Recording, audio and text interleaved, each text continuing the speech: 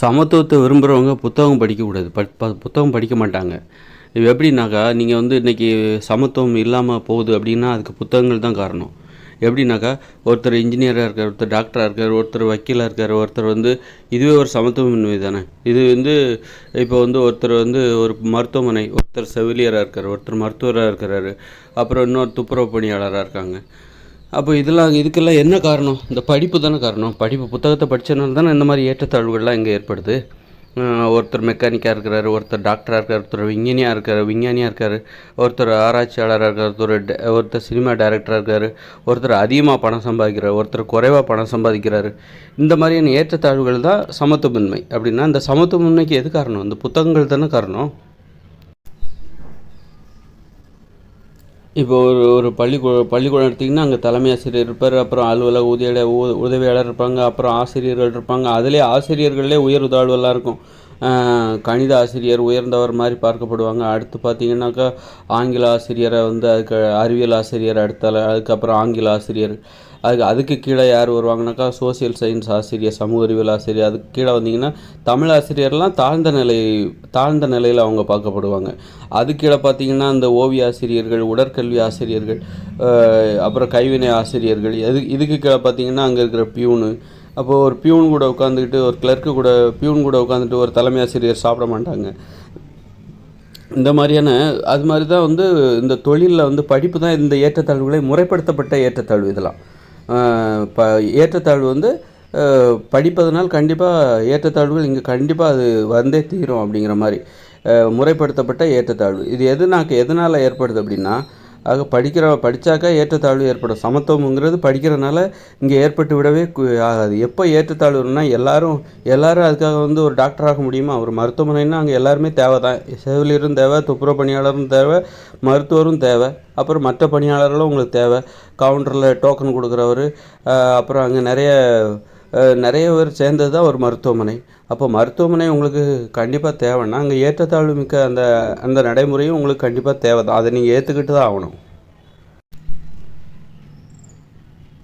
ஆக இந்த ஏற்றத்தாழ்வுக்கெல்லாம் என்ன காரணம்னா புத்தக படிப்பு தான் காரணம். எல்லாராலையும் மருத்துவர் ஆக முடியாது. ஒரு மருத்துவமனைக்கு எல்லாரும் தான் தேவை, எல்லாராலையும் மருத்துவர் ஆக முடியாது. அதனால் இந்த முறைப்படுத்தப்பட்ட ஏற்றத்தாழ்வு இதெல்லாம் இந்த ஏற்றத்தாழ்வு இருக்கிற வரைக்கும் இங்கே சமத்துவம் ஏற்படாது. சமத்துவம் என்பது என்னென்னாக்கா, இங்கே வந்து நீங்கள் சமத்துவம் ஏற்படணும்னா புத்தகமே படிக்கக்கூடாது. எல்லோரும் ஒரே தொழில் பார்க்கணும். அப்போ தான் சமத்துவம் ஏற்படும். தொழிலை அடிப்படையாக வச்சு தான் ஜாதியை உருவாச்சுது. நாடார், அப்புறம் வன்னியர், முதலியார், செட்டியார், சக்கிலியர், பறையர், பிராமணர் அப்படிங்கிற ஏற்றத்தாழ்வு ஏன் ஏற்பட்டது அப்படின்னா, அது இந்த தொழிலை அடிப்படையாக கொண்டு தான் இந்த சாதிகளை உருவாச்சுது.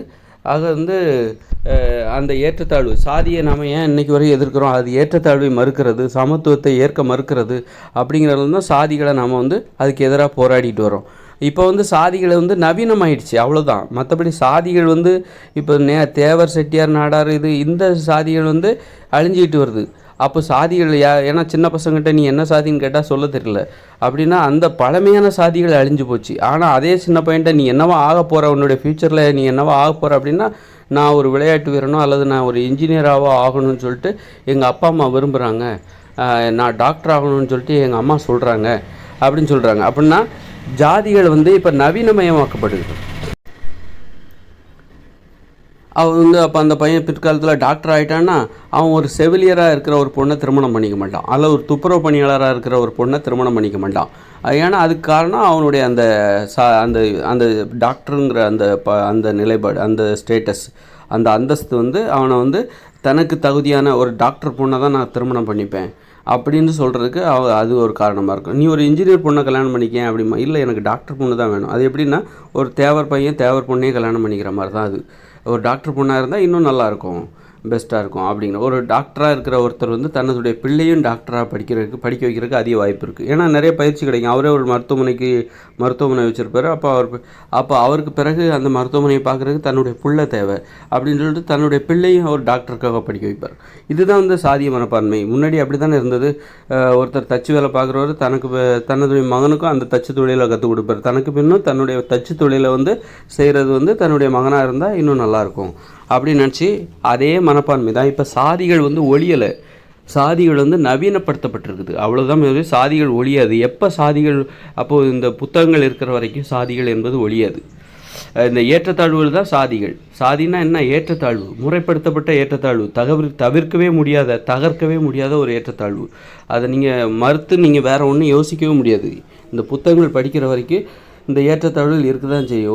ஒரு மருத்துவமனையில் ஒருத்தர் மருத்துவராக இருக்கிறாருன்னா அவர் துப்புரவு பணியாளர்களோட உட்காந்து சாப்பிட மாட்டார். துப்புரவு பணியாளர்களோட பையனை தன்னுடைய பிள்ளைக்கு கல்யாணம் பண்ணி கொடுக்க மாட்டார். அதனால் வந்து அப்புறம் சாதி அப்படிங்கிறத விட இன்னொரு சாதி இருக்குது. என்னென்னாக்கா, டாக்டரு, இன்ஜினியர், டாக்டர் பையன் டாக்டர் பொண்ணை கல்யாணம் பண்ண விருப்பப்படுறது அது ஒன்று. அல்லது தனது பொருளாதாரத்திற்கு இணையாக வேறு ஒரு துறையில் இருக்கிற ஒரு பொண்ணு, அவங்க படிக்கலைன்னா கூட பரவாயில்ல, இவர்கிட்ட ஒரு 10 கோடி ரூபா சொத்து இருக்குன்னா அதே 10 கோடி ரூபா சொத்து இன்னொரு 10 கோடி ரூபா படிக்காத ஒரு பொண்ணுக்கிட்ட இருக்குது. அல்லது கொஞ்சமாக படிச்சிருக்கிற ஒரு பிஏவோ பிஎஸ்சியோ படிச்சிருக்கிற ஒரு பொண்ணுக்கிட்ட 10 கோடி ரூபா சொத்து இருக்குன்னா அப்போ இவர் அவரோட சம்மந்தப்படுத்திவார். ஆக வந்து சாதிங்கிறது என்னதுன்னா பொருளாதார ஏற்றத்தாழ்வு தான் சாதி. சாதிங்கிறது சாதினாலே என்னன்னாக்கா அது பொருளாதார ஏற்றத்தாழ்வு தான். பொருளாதார ஏற்றத்தாழ்வு தான் வந்து சாதின்னு சொல்கிறாங்க. அப்படிங்கிறத நம்ம தெளிவாக புரிஞ்சுக்கணும். ஏன்னா ஒரு சாதிக்காரங்க இப்போ வந்து ஒரு உயர்த்தப்பட்ட சாதியினர் அவங்க தாழ்த்தப்பட்ட சாதியினரை திருமணம் பண்ணிக்க மாட்டாங்க. அதே அந்த தாழ்த்தப்பட்ட சாதியினர் உயர்த்தப்பட்ட சாதியினருக்கு இணையாக ஒரு பொருளாதாரம் இருக்குது, அல்லது உயர்த்தப்பட்ட சாதியினரை விட ஒரு இன்னும் அதிகமான பொருளாதாரம் இருக்குன்னா அவங்க சாதி பார்க்க மாட்டாங்க. அந்த உயர்த்தப்பட்ட சாதியினர் வந்து அந்த தாழ்த்தப்பட்ட சாதியினரோட அவங்க சாதியை பார்க்காம அவங்க பொருளாதாரத்தை பார்த்து சம்மந்தம் வச்சுப்பாங்க. அதே அந்த தாழ்த்தப்பட்ட சாதியினர் தன்னை விட குறைவாக இருக்கிற அந்த உயர்த்தப்பட்ட சாதியினரோட சம்மந்தம் வச்சுக்க மாட்டாங்க. அவங்க என்ன பண்ணுவாங்க, தனது பொருளாதாரத்திற்கு இணையாக வேறு யார் இருக்கிறா அப்படின்னு தான் தேடுவாங்க. அது யாராக இருந்தாலும் அவங்க ஓகே. அது தாழ்த்தப்பட்ட சாதியாக இருந்தாலும் சரி, உயர்த்தப்பட்ட சாதியாக இருந்தாலும் சரி. உயர்த்தப்பட்ட சாதி என்பதற்காகவே ஒரு தாழ்த்தப்பட்ட சாதியினர், பொருளாதாரத்தில் உயர்வான ஒரு தாழ்த்தப்பட்ட சாதியினர் தன்னை விட தாழ்ந்த நிலையில் உள்ள, பொருளாதாரத்தில் தாழ்ந்த நிலையில் உள்ள ஒரு உயர்த்தப்பட்ட சாதியினரோடு அவங்க சம்மந்தம் வச்சுக்க மாட்டாங்க. ஒரு திருமண சம்மந்தம் வச்சுக்க மாட்டாங்க. பழக்கம், நட்பு இதெல்லாம் வச்சுக்க மாட்டாங்க. அவங்கவுங்க ஸ்டேட்டஸ்க்கு தகுந்த மாதிரி தான் பழகுவாங்க. ஆக இங்கே சாதி என்பது எதுவென்றால் அது வந்து பொருளாதாரம் தான். பொருளாதார ஏற்றத்தாழ்வு தான் சாதி. அப்போ கடந்த காலங்களில் என்னென்னா, கடந்த காலங்களில் பொருளாதாரம் என்பது ஒரு சாதியை அடிப்படையாக கொண்டு அங்கே எல்லாத்துக்குமே ஒரே மாதிரியான பொருளாதாரம் தான் இருந்தது. இப்போ வந்து தலித் இருந்தாங்கன்னாக்கா அவங்க கடந்த காலங்களில் எல்லோரும் ஒரு சின்ன சின்ன ஏற்றத்தாழ்வுகள் இருக்கலாமே தவிர தலித்துனாலே அவங்க அந்த மாதிரியான ஒரு தாழ்ந்த பொருளாதாரத்தில் தான் இருந்தாங்க, அப்படி இருக்க வைக்கப்பட்டார்கள் அப்படிங்கிற மாதிரியான. அதனால் வந்து அந்த கடந்த காலங்களில் ஒரு சாதியை வச்சு ஒருத்தரை வந்து மதிப்பதற்கு அது உதவியாக இருந்தது. இன்றைக்கி வந்து ஒரு சாதியை வச்சு மதிக்க மாட்டேங்கிறாங்க. அவங்க என்ன படிக்கிறாங்க, எவ்வளோ சம்பாதிக்கிறாங்க, அதுதான் ஒருத்தரை மதிப்பதற்கு உதவியாக இருக்கிறது. அவங்க எந்த சாதியில் இருந்து வேணாலும், அவங்க உயர்த்தப்பட்ட சாதியாக இருந்தாலும் சரி, தாழ்த்தப்பட்ட சாதியாக இருந்தாலும் சரி, அவர் மருத்துவருக்கே படிச்சிருந்தாலும் எவ்வளோ சம்பாதிக்கிறாருன்னு தான் கேட்பாங்க. ஒருத்தர் மளிகை கடை வச்சுருக்கிறாரு, ஒரு சூப்பர் மார்க்கெட் வச்சுருக்காரு, ஆனால் 10வது வரைக்கும் தான் படிச்சிருக்காரு, மாதம் 1 லட்சம் 2-3 லட்சம் சம்பாதிக்கிறார், 4-5 லட்சம் சம்பாதிக்கிறாரு, நல்ல வருமானம். அதை பார்ப்பாங்களா? அல்லது வந்து ஒரு டாக்டராக இருக்கார், சின்ன கிளினிக் வச்சுருக்காரு, மாதம் 20,000 25,000 வரும், அதை பார்ப்பாங்களா? அப்போ யாருக்கு முக்கியத்துவம் கொடுக்குறாங்கன்னா, அந்த 10வது படித்த அந்த சூப்பர் மார்க்கெட் வச்சுருக்காருல, மாதம் 3 லட்சம் 4 லட்சம் சம்பாதிக்கிறார் பாருங்க, அவருக்கு தான் அங்கே முக்கியத்துவம் கொடுப்பாங்க. அப்போது இங்கே வந்து அப்போது பொருளாதார ஏற்றத்தாழ்வு தான் சாதியாக பார்க்கப்பட்டது கடந்த காலங்களில். இல்லைன்னா அன்னைக்கு ஒரு சாதியினர் குறிப்பிட்ட பொருளாதாரத்தில் தான் இருக்க வைக்கப்பட்டார்கள். அதை மீறி அவங்களால யோசிக்கவும் முடியாது. செருப்பு தைக்கிறவங்க செருப்பு தைச்சிட்டு அவங்க எல்லாருமே அந்த சாதியில் பெரும்பாலும் அந்த வேலையை தான் பார்ப்பாங்க. அதனால் அவங்களுடைய பொருளாதாரம் அப்படி தான் இருக்கும். அதனால சாதியை கேட்டாலே போதும், ஒருத்தரோட பொருளாதாரத்தை தீர்மானிச்சிடலாம். கடந்த காலங்களில் ஒரு மண்பானை செய்கிறவங்க அவங்க நாடு முழுக்க இருப்பாங்க. அந்த சாதியினர் இவ்வளோ தான் அவங்ககிட்ட பொருளாதாரம் இருக்கும், மேற்கொண்டு அவங்ககிட்ட பெருசாக இருக்க வாய்ப்பே கிடையாது. ஆக வந்து கடந்த காலங்களில் ஒரு சாதியை வச்சு அவங்களோட பொருளாதாரத்தை ஈஸியாக கணக்கிட முடியும். இன்றைக்கி அப்படி கிடையாது. இன்றைக்கி ஒருத்தர் வந்து என்ன படிச்சிருந்தாலும் சரி, என்ன பெரிய உயர் படிப்பு படிச்சிருந்தாலும் சரி, விஞ்ஞானியான இருந்தாலும் சரி, அவர் எவ்வளோ சம்பாதிக்கிறாரு, அதனால் அவருடைய ஸ்டேட்டு எப்படி இருக்குது அதை பார்த்து தான் வந்து 10வது படிச்சிருந்தாலும் சரி, ஆனால் அவர் வந்து நிறைய பணம் சம்பாதிக்க வாய்ப்பு இருக்குது. 8வது ஃபெயிலாக இருக்கலாம், ஆனால் அவர் நிறைய சம்பாதிப்பார். அதே நேரத்தில் ஒருத்தர் டிகிரி முதுகலை பட்டப்படி படிச்சிருக்கலாம், ஆனால் அவர் வந்து ஒரு சாதாரண 10,000 சம்பளத்துக்கு வேலைக்கு போகலாம். அதனால் இன்றைக்கி வந்து வேலையை பார்த்து யாரும் மதிப்பிடுறதில்ல. பொருளாதாரம், அவர் எவ்வளோ சம்பாதிக்கிறார், எவ்வளோ திறமையாக இருக்கிறார், அவர் திறமையை தான் வந்து மதிப்பிடுறாங்க. அப்போ இதில் என்னென்னா, பொருளாதார மதிப்பீடு என்பது ஒருத்தரோட திறமையை மதிப்பிடுகிற ஒரு அளவுகோல். பொருளாதாரத்தை மட்டும் மதிப்பிடலை. திறமை இருந்தால் தான் பொருளாதாரத்தை அதிகரிச்சிக்க முடியும். அப்போ சாதி என்பது எதனுடைய மதிப்பீடு என்றால் ஒருவருடைய திறமையை மதிப்பிடுவது. இந்த சாதியினர் இந்த திறமையோடு இருப்பாங்க, இவ்வளோ திறமை இருப்பாங்க, அதனால் அவங்கள நீங்கள் அந்த சாதியில் நீங்கள் கல்யாணம் பண்ணிக்கலாம் அப்படின்ற மாதிரி. நம்ம சாதியினர் நமக்குன்னு ஒரு திறமை இருக்குது, நாம் நமக்குள்ளே தான் திருமணம் செஞ்சுக்கணும், நாம் வந்து நமக்கு பொருத்தமான திறமை நம்முடைய சாதியில் தான் இருக்குது. இந்த மாதிரி ஒரு திறமையை மதிப்பிடுகிற ஒரு அளவுகோல் தான் சாதி. அப்படின்னா இதுதான் வந்து சாதி. அப்படிங்கும்போது இன்றைக்கி வந்து இந்த சாதி ஏற்றத்தாழ்வு அதெல்லாம் விடுங்க. இப்போ ஏற்றத்தாழ்வு என்பது இன்றைக்கி வந்து ஒருத்தர் படிச்சிருக்கான், ஒருத்தர் இன்ஜினியரு, அவருக்கு ஒரு மதிப்பீடு, அப்புறம் ஒருத்தர் வந்து பிஏ படிக்கிறாரு, அவருக்கு ஒரு மதிப்பீடு, ஒரு வாத்தியார். அப்படின்னா இந்த ஏற்றத்தாழ்வுகள்லாம் எது காரணம், எது தீர்மானிக்குது? இந்த புத்தக படிப்பு தான் தீர்மானிக்குது. புத்தக படிப்புன்னு ஒன்று இல்லைன்னா எல்லாருமே விவசாயம் தான் பார்ப்பாங்க. உலோகங்களுக்கு எப்போ கண்டுபிடிக்கப்பட்டதோ அப்போ தான் ஏற்றத்தாழ்வுகளே உருவாகுது. அதற்கு முன்னாடி வரைக்கும் உணவை தேடுகிற ஒரே வேலையை தான் செஞ்சுட்டு இருந்தாங்க. எல்லாருமே சமமாக தான் இருந்தாங்க. யாரும் வந்து அளவுக்கு அதிகமான விளைநிலம் வச்சுருக்கல. ஏன்னா அப்படி வச்சுருந்தாலும் அவங்களால உழைக்க முடியாது. உழைக்கிற உழைக்கு தேவைக்கு தான் எல்லோரும் உழைச்சி போட்டுப்பாங்க. நீங்கள் ஒரு 30-50 வருஷத்துக்கு முன்னாடி கூட இங்கே வந்து கவர்மெண்ட் புறம்போக்குனாலும் நிறைய கிடந்தது. மக்கள் அதை ஆக்கிரமிக்க மனம் இல்லாமல், ஆசை இல்லாமல் தான் வாழ்ந்து கொண்டிருந்தார்கள். அதனால் நிலத்தின் மீதான ஆசை கடந்த காலங்களில் இருந்தது கிடையாது. அப்படி இருக்கும்போது விவசாயம் மட்டுமே செய்து கொண்டிருந்த ஒரு காலகட்டத்தில், உலோகங்கள் கண்டுபிடிக்கப்படாத காலத்தில் விவசாய தொழில் கூட ஒழுங்காக செய்ய முடியாது. உலோகங்கள் கண்டுபிடிக்கப்படாத காலம் இருக்குல்ல, அப்போ விவசாய தொழிலை கூட செய்ய முடியாது. விவசாய தொழில் செய்யணும்னா உங்களுக்கு கருவிகள் வேணும், ஆயுதங்கள் வேணும், மரங்களை வெட்டணும், சமவெளிப்படுத்தணும், நிலத்தை உழணும். அப்படி அதுக்கு கருவிகள் தேவை. விவசாய உலோகங்களே இல்லாத காலத்தில் உங்களுக்கு மண்வெட்டி கிடையாது, அரிவாள் கிடையாது, கடப்பாறை கிடையாது. அப்படிப்பட்ட காலத்தில் அங்கே ஏற்றத்தாழ்வுகளே கிடையாது. நீ உயர்ந்தவன் தாழ்ந்தவன், அது நீ உயர்ந்த சாதி தாழ்ந்த சாதி அப்படிங்கிற இதுவே உங்களுக்கு கிடையாது. அங்கே சமத்துவமாக தான் இருந்தது. எப்போ உலோகங்கள் கண்டுபிடிக்கப்பட்டதோ அப்போ தான் என்ன ஆச்சுனாக்கா, உணவை தேடுகிற தொழிலை விட பிற தொழில்கள் வர ஆரம்பிச்சிது. உணவை தேடுறது தான் தொழில். ஒரே தொழில்னால் இயற்கை விதிமுறைப்படி தொழில் என்றாலே அது உணவை தேடுவது தான். உணவை தேடுவது, உணவை உற்பத்தி செய்வது. விவசாயம் மட்டும்தான் தொழில். விவசாயம்னா என்னென்னாக்கா, அது உணவை உற்பத்தி செய்வது மட்டுமல்ல, உணவை தேடுவது. நீங்கள் போய் எங்கேயாவது பழம் கிடைக்குதா, காய்கறி கிடைக்குதா, உணவை தேடுவது, அப்புறம் உணவை உற்பத்தி செய்வது. விவசாயம்னா இந்த ரெண்டும் உள்ளடக்கியது தான். ஆக வந்து உலோகங்கள் கண்டுபிடிக்கிறதுக்கு முன்னாடி இங்குள்ள மக்கள் உணவை தேடுகிற வேலையும் உணவை உற்பத்தி செய்கிற வேலை, இந்த ரெண்டு வேலையும் தான் செஞ்சிட்டு இருந்தாங்க. வேறு எந்த வேலையும் அவங்களால செய்ய முடியாது. ஒரு தச்சு தொழில் செய்ய முடியாது. தச்சு தொழில் செய்யணுன்னா உங்களுக்கு உலோகங்களாலான உளி சுத்தியெல்லாம் தேவை. உங்களுக்கு தான் உலோகங்களே கண்டுபிடிக்கப்படலையே. அப்போ எப்படி நீங்கள் தச்சு தொழில் செய்வீங்க?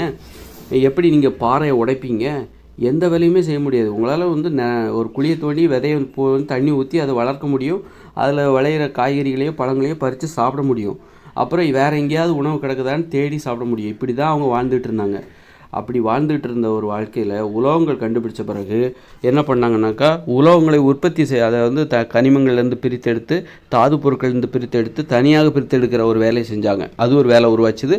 அப்புறம் அந்த உலோகங்களால் அப்படி பிரித்து எடுக்கப்பட்ட உலோகங்களை ஒரு இரும்பு பிரித்து எடுக்கிறாங்க. தாதுக்குள்ளிலேருந்து இரும்பு பிரித்து எடுக்கிறாங்க.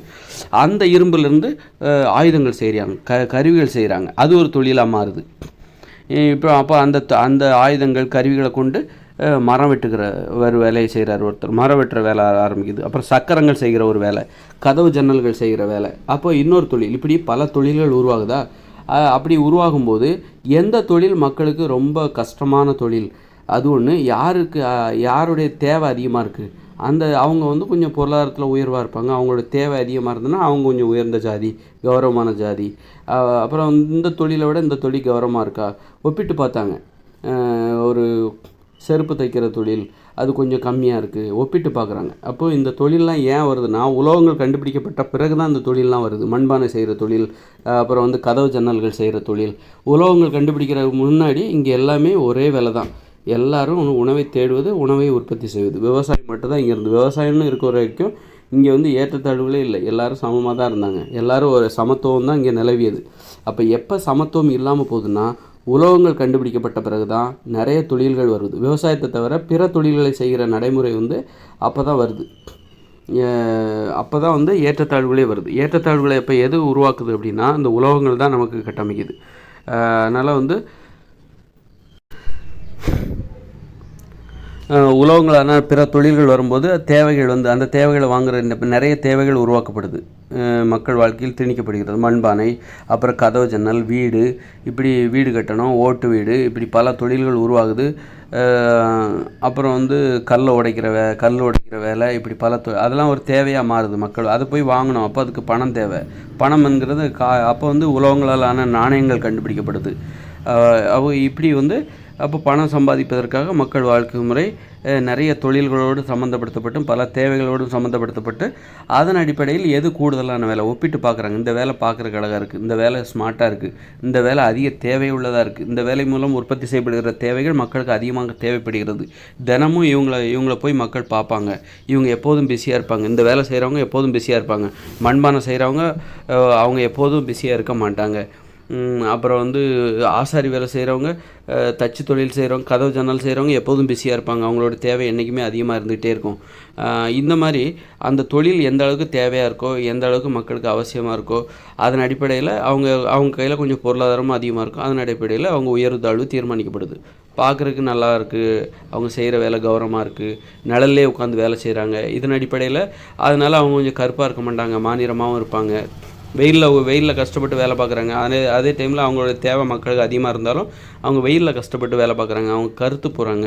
அதனால் அவங்க பார்க்குறதுக்கு கொஞ்சம் அழகு குறைஞ்ச மாதிரி தெரியுது, அதனால் அது குறைவான தொழில். இந்த மாதிரி பல கோணங்களில் ஒரு ஏற்றத்தாழ்வு, உயர்வும் தாழ்வும் தீர்மானிக்கப்பட்டு அதன் அடிப்படையில் மதிக்கப்படுகிறது. ஆக உலோகங்கள் அப்போ வந்து கண்டுபிடிக்கப்பட்டதுனால தான் இந்த ஏற்றத்தாழ்வுகளே ஏற்படுது. மனித வாழ்க்கையில் சமத்துவம் என்பது இல்லாமல் போச்சு. அப்போது அது ஒரு காரணம். அப்புறம் வந்து விவசாயத்தை தவிர மற்ற தொழில்கள் செஞ்சதுனால தான். மற்ற தொழில்களை செஞ்சு அதன் மூலம் அதன் மூலம் என்ன பண்ணாங்க, பணத்தை சம்பாதிச்சாங்க. ஆக பணம் என்னும் நடைமுறை தான் விவசாயத்தை தவிர மற்ற தொழில்களாக செய்வதற்கு காரணம். இப்போ பணம் என்னும் நடைமுறையே இல்லைன்னா மக்களுக்கு அப்போ கூட சட்டி பணம் தேவை தான், ஆனால் அது அவங்கவுங்களுக்கு தேவையானதை மட்டும் அவங்க செஞ்சுப்பாங்க. பணம் என்னும் நடைமுறை தான். நீங்கள் சட்டிப்பானை செஞ்சு அதை வியாபாரமாக செய்கிறதுக்கு பணம் என்னும் நடைமுறை தேவைப்பட்டது. அதே நேரத்தில் உங்களுக்கு பணம் என்னும் நடைமுறையே இல்லைன்னு வச்சுக்கோங்களேன், அவங்கவுங்களுக்கு தேவையான சட்டிப்பானையை அவங்கவுங்களே செஞ்சுப்பாங்க, அவங்கவுங்களுக்கு தேவையான ஆடைகளை அவங்கவுங்களே செஞ்சுப்பாங்க, தயாரிச்சுப்பாங்க. அதை யாரும் விற்க போகிறதில்ல, ஏன்னா இங்கே உங்களுக்கு பணம் என்கிற நடைமுறை இல்லைல்ல. அப்போ எல்லாருமே என்ன பண்ணுவாங்க அப்படின்னா, பணம் என்னும் நடைமுறை இல்லைன்னா எல்லாருமே விவசாயம் செய்வாங்க. உணவுக்காக எல்லாருக்கும் உணவு தேவை, எல்லாருக்குமே சட்டிப்பானையும் தேவை, எல்லாருக்கும் ட்ரெஸ்ஸு தேவை.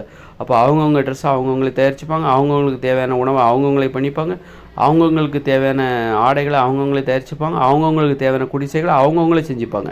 இதுதான் சுயசார்பு. அப்போது இன்றைக்கி நம்ம வந்து எனக்கு தேவையான ஆடைகளுக்காக நான் இன்னொருத்தர் சார்ந்திருக்கேன், எனக்கு தேவையான கதவு ஜன்னல் செஞ்சு கொடுக்குறதுக்காக நான் ஆசாரிகளை சார்ந்திருக்கேன், தச்சு தொழில் செய்கிறவங்கள சார்ந்திருக்கேன், எனக்கு தேவையான மருத்துவத்துக்காக நான் இன்னொருத்தரை சார்ந்திருக்கேன்னா அதுக்கு காரணம் அந்த பிற சார்பு வாழ்க்கை முறைக்கு என்ன காரணம்னா பணம் என்னும் நடைமுறை தான் காரணம். அப்போ நான் என்னுடைய தேவை அனைத்திற்கும் எனக்கு தேவையான வீடு, குடிசை, ஆடைகள், மருத்துவம், மண்பானை, இப்படி எனக்கு தேவையான அனைத்திற்கும் நான் என்னையே சார்ந்திருக்கிறேன் அப்படின்னா அதுதான் சுயசார்பு வாழ்க்கை முறை. அந்த சுயசார்பு வாழ்க்கை முறைக்கு எது இருக்கக்கூடாதுன்னா பணம் என்னும் நடைமுறை இருக்கக்கூடாது.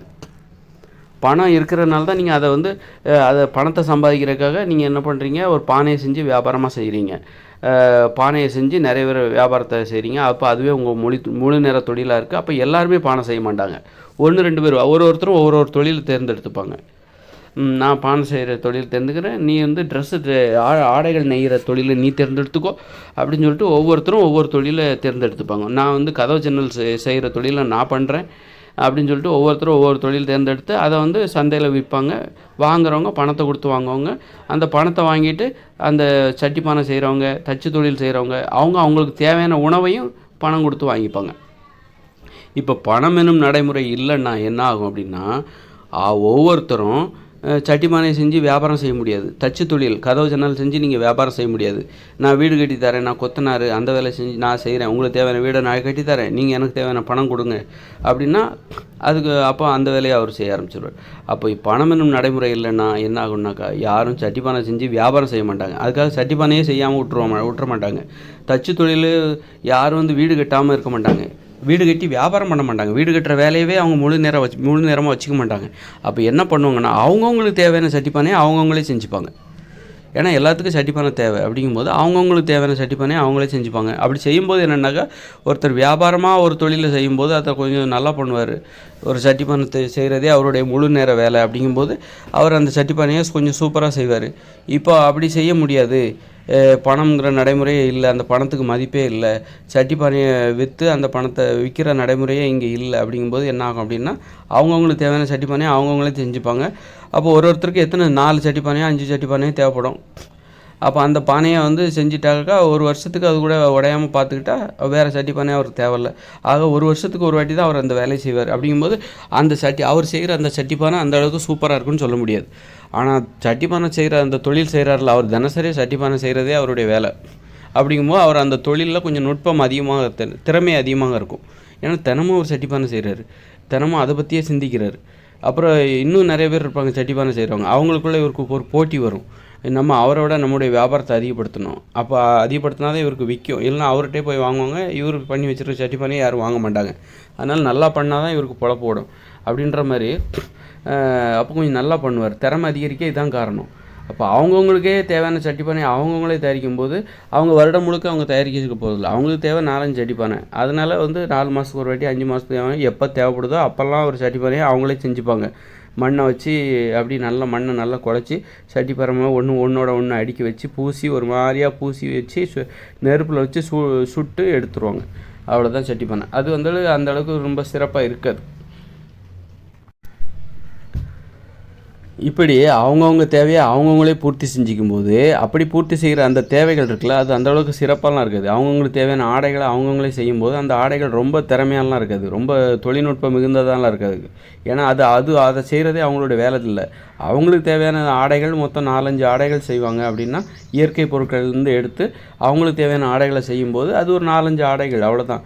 அதை வருஷத்துக்கு ஒரு 3 மாதத்துக்கு ஒரு வாட்டி அவங்களுக்கு தேவையான ஒரு 2 மாதத்துக்கு ஒரு வாட்டி 1-2 ஆடைகளை தைச்சிட்டு அப்புறம் மீதி வேலைகளை பார்க்க போகிறாங்க. ஆனால் ஆடைகள் செய்கிறதே தொழிலாக வச்சுருக்கான் பாருங்கள், அவன் தினசரி அந்த வேலையை செய்வான். அதனால் அவன் கைதேர்ந்தவனாக ஆகிவிடுவான், கைதேர்ந்தவர்களாக ஆகிவிடுவார்கள். அதனால் அவங்க செய்கிற ஆடைகள் ரொம்ப வரவேற்புக்குரியதாக இருக்கும். அதனால் மக்கள் அதை போய் வாங்குவாங்க. நம்ம செஞ்சால் நம்ம அவ்வளோ நல்லா செய்ய மாட்டோம். அதனால் அதையே செய்கிறான் பாருங்கள், அதையே தொழிலாக செஞ்சுட்டு இருக்காங்க பாருங்கள். அவங்ககிட்ட போய் நம்ம ஆடைகள் வாங்குவோம், அவங்க சூப்பராக செய்வாங்க, நல்லாயிருக்கும், ரொம்ப நாளுக்கு உழைக்கும் அப்படின்னு சொல்லிட்டு அவங்ககிட்ட போய் வாங்குவாங்க. ஆனால் இப்போ அவங்ககிட்டயும் வாங்க முடியாது. ஏன்னா பணத்துக்கு மதிப்பு இல்லை. அப்படிங்கிற நிலமையில் பணத்துக்கு மதிப்பு இல்லை, பணம் கொடுத்து நீங்கள் எதையும் வாங்க முடியாது. அப்படிங்கும்போது நீங்கள் உங்களுக்கு தேவையான ஆடைகளை நீங்களே தயாரிச்சுக்கணும், நீங்கள் உங்களுக்கு தேவையான சட்டிப்பானைகளை நீங்களே தயாரிச்சுக்கணும், நீங்கள் உங்களுக்கு தேவையான வீட்டை நீங்களே கட்டிக்கணும். உங்களால் நீங்கள் உங்களுக்கு தேவையான வீட்டை சிறப்பாக கட்ட முடியாது. ஏன்னா அதையே தொழிலாக வச்சுருக்கவங்க தான் சிறப்பாக கட்டுவாங்க. ஏன்னா தினமும் அவங்க வீடு கட்டுறது தான் அவங்களுடைய வேலையே. ஆனால் நீங்கள் உங்களுக்கான வீடை நீங்கள் வருஷத்துக்கு ஒரு வாட்டி தான் கட்டுவீங்க. அப்படிங்கும்போது உங்களால் ஒரு சிறப்பான வீடு நீங்கள் வீடு கட்டுவதில் கைதேர்ந்தவராக இருக்க முடியாது. அதனால் உங்களுக்கு தேவையான நீங்கள் வீட்டை நீங்கள் சுமாராக தான் கட்டுவீங்க. ஒரு பெரிய வீடாக பெரிய குடிசையாக கட்ட முடியாது. ஒரு குடிசை வீடு தான் நீங்கள் கட்டுவீங்க. உங்களால் ஒரு ஓட்டு வீடெலாம் கட்ட முடியாது. அதனால் நீங்கள் ஏன்னா உங்களுக்கு அந்தளவுக்கு திறமை இருக்காது. நீங்கள் அதையே ஒரு தொழிலாக எடுத்து செய்யலை. அப்படிங்கிறதுனால உங்களுக்கு தேவையான ஒரு குடிசையை தான் உங்களால் கட்ட முடியும். அந்த குடிசை கூட உள்ள ஒரு 10 பேர் தூங்குற மாதிரியெல்லாம் கட்ட முடியாது. குடிசை வீடாக இருந்தாலும் 10 பேர் தூங்குற அளவுக்கு பெரிய வீடாக குடிசை கட்டினா அது இடிஞ்சு விழுந்துடும். அப்போது ஒரு நல்ல மழை வரும்போது இடிஞ்சு விழுந்துடும். அதனால் நீங்கள் கட்டுற உங்களுக்கு தேவையான குடிசை நீங்களே கட்டும்போது கண்டிப்பாக அந்த குடிசை சின்னதாக தான் இருந்தால் தான் அது உறுதியாக இருக்கும். ஒரு 2 பேர் படுக்கலாம், அதிகபட்சம் 2 பேர் படுக்கலாம்பா அந்த குடிசையில். அப்படி கட்டினா மட்டும்தான் அந்த குடிசைகள் மழை வெயில் எல்லாத்தையும் தாங்கும். கொஞ்சம் பெருசாக கட்டிட்டிங்கன்னா பொத்துன்னு விழுந்துடும். அப்போ இயற்கையோடு இணைந்த மனித வாழ்க்கையில் பணம் என்கிற நடைமுறை இல்லாத ஒரு காரணத்தினால அவங்கவுங்களுக்கு தேவையான அவங்க குடிசை அவங்கவுங்களே கட்டும்போது அந்த குடிசைகள் சின்னதாக தான் இருக்கும், சுமாராக தான் இருக்கும். 2 பேர் அதிகபட்சம் 2 பேர் தான் படுக்க முடியும். பெரிய பெரிய குடிசைகள் கட்டுவதற்கு வாய்ப்பே இல்லை. ஒருத்தர் கால் நீட்டி படுக்கலாம், ஒரு 6 அடி 7 அடி நீட்டாக இருக்கும்.